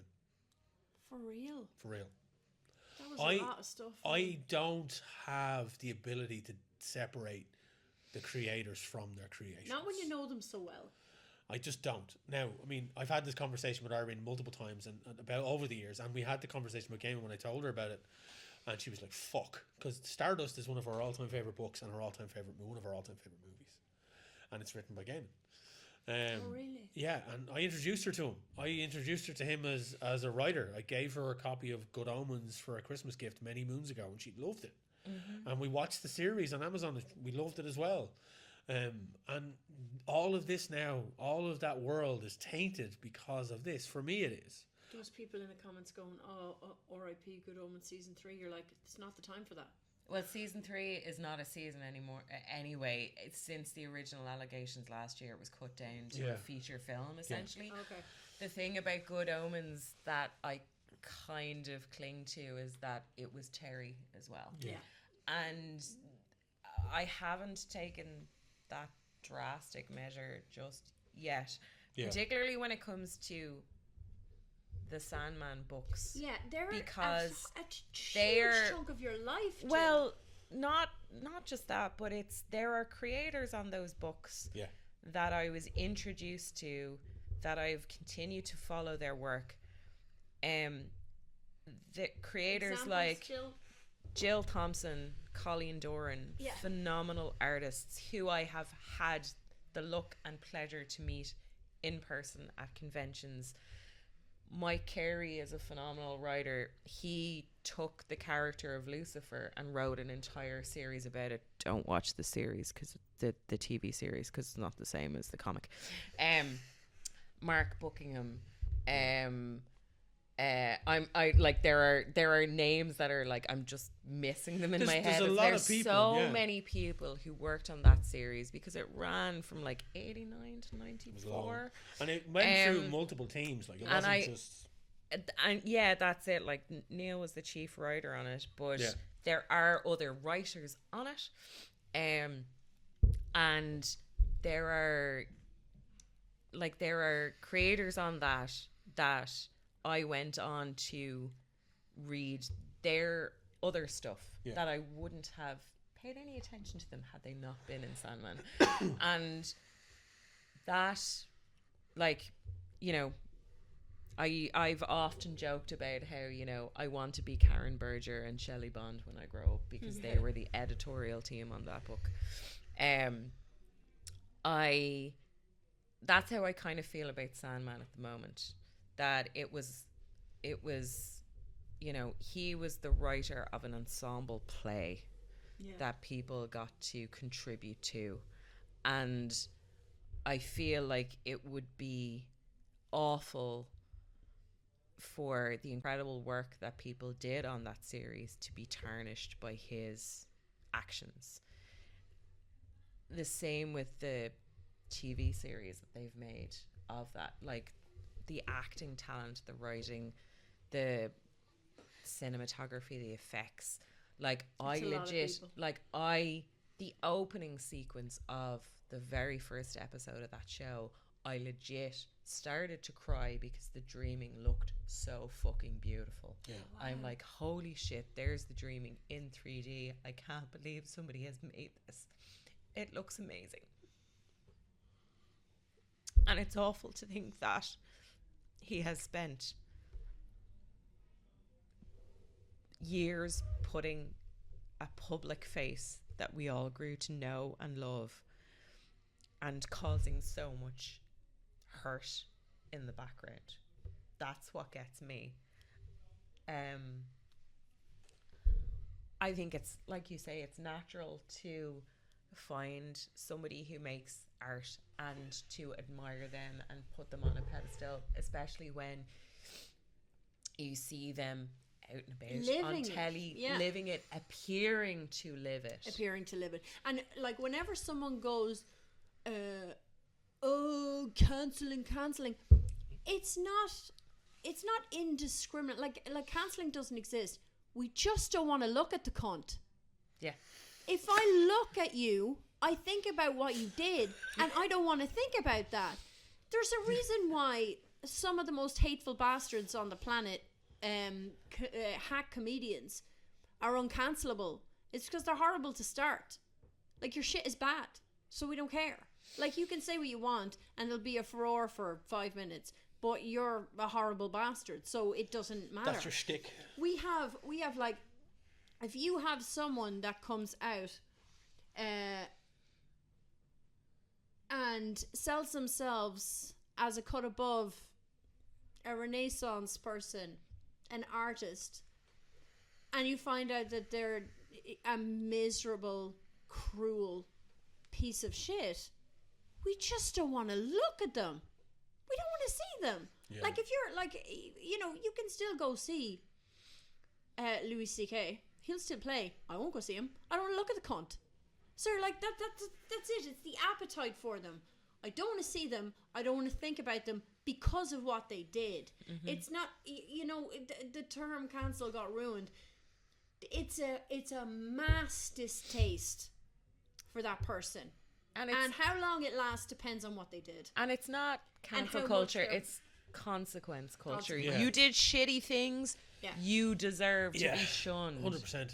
I mean, the thing about it is, I mean, you're right in saying like there's multiple people involved in a creative process and a creative project. The same can be said about the likes of Joss Whedon, because he worked on shows that people idolized and attributed to him. But you had on Buffy, you had multiple writers and producers like Marty Noxon, Jane Ibsen, all of them. They're all more responsible for that show. Rick Berman was a shit, and we all still love Star Trek. Yeah, exactly. Do you know what I mean? Yeah. You know, because we know out of that we got the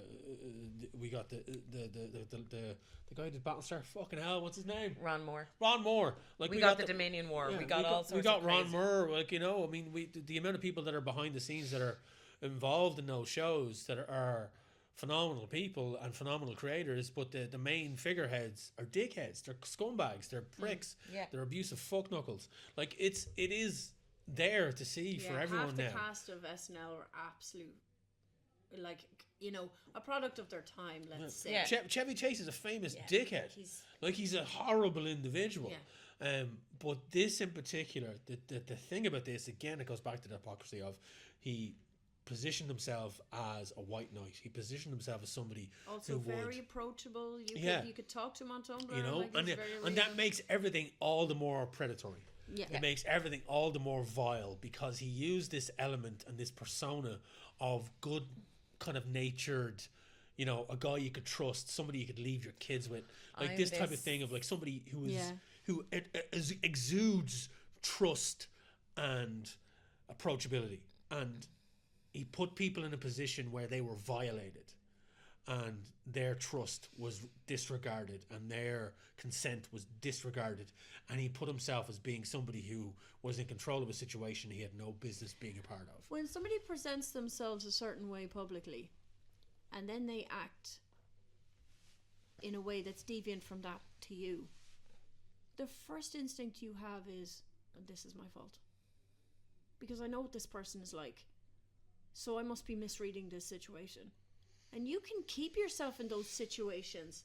Nobody runs screaming the first time something goes sideways, because they just presume they misread it. They presume they got something wrong. Like, you really, in order to yeah, it's a fucking mess. But, you know, sunlight is a great disinfectant. Get it all out there. Expose every fucking one of them. And while this segment of the And episode they won't be. But here's the thing. I think more people need to talk about it. More people need to recognize it. And while this segment of the Pubcasters may have been a difficult thing to watch or listen to, it's been emotional on this end of everything as well. It's essential that people recognize it. Yep. It's essential that it is pointed out and it's not tolerated. It's essential that people in that position, people that have those pedestals, are knocked off them. And held accountable. And I think it is very much a case, and this is a big case of driving home the idea that creative people do not deserve your admiration just because they create nice things. Also, don't go in the fucking comments and say innocent till proven guilty. That's a legal term in a different jurisdiction, and sexual crimes are not convicted. They're just not. Yeah, and they're not even brought to court. And the fact so shut the fuck up. Exactly. And the thing about it is, if you're going to turn around and try to excuse behavior of this level, then you need to look at your own issues. You need to look at yourself. If you're trying to grasp for straws and say, well, maybe this happened. How many women have to speak out before you'll fucking believe them? Yeah. There's a reason Ask why it's yourself always a landfill, because why it's a kind of a landfill. Why it's always a kind of a avalanche of allegations, because every single one of the people that this happens to thinks that they were unfortunate, and it's not until they get a sense that there might be someone else, or like, this is a pattern of behavior, I need to say something, because it becomes a public safety thing. We won't report a person for one thing that happened to us. I have never said anything about my Me Too person. I still see them every couple of years. You will just write it off unless you sense that it's happening with more people, in which case it's a public safety issue. And I don't know why we don't value ourselves, but we value the populace more, I think. Well, when mine was reported, it was, but they're so involved with the GAA. Oh, What'll for this do to their fuck's family? sake. Oh my god. That's and and that was the 80s. So like it hasn't gotten better. They're still saying that shit. Exactly. Now, yeah. So I think it's important to keep talking about this. Yes, absolutely. People in the comments who are of that persuasion can shut the fuck up and fuck off. I have already seen plenty of comments. Oh, trial by social media. Blah, blah, blah, blah. Lads, It's the only just trial they'll get. shut up and listen to what the women are saying. Yep. That's pretty much it. Any bloke that's out there thinking, oh, well, lads, what? No. That can't be the narrative. That can't be the way men are nowadays. It can't be that way. No. We can't be raising our sons to have that kind of mentality. We can't be showing them that that's how we're behaving. If you want your daughters to be raised in safety, you treat your sons how to respect them. Simple as.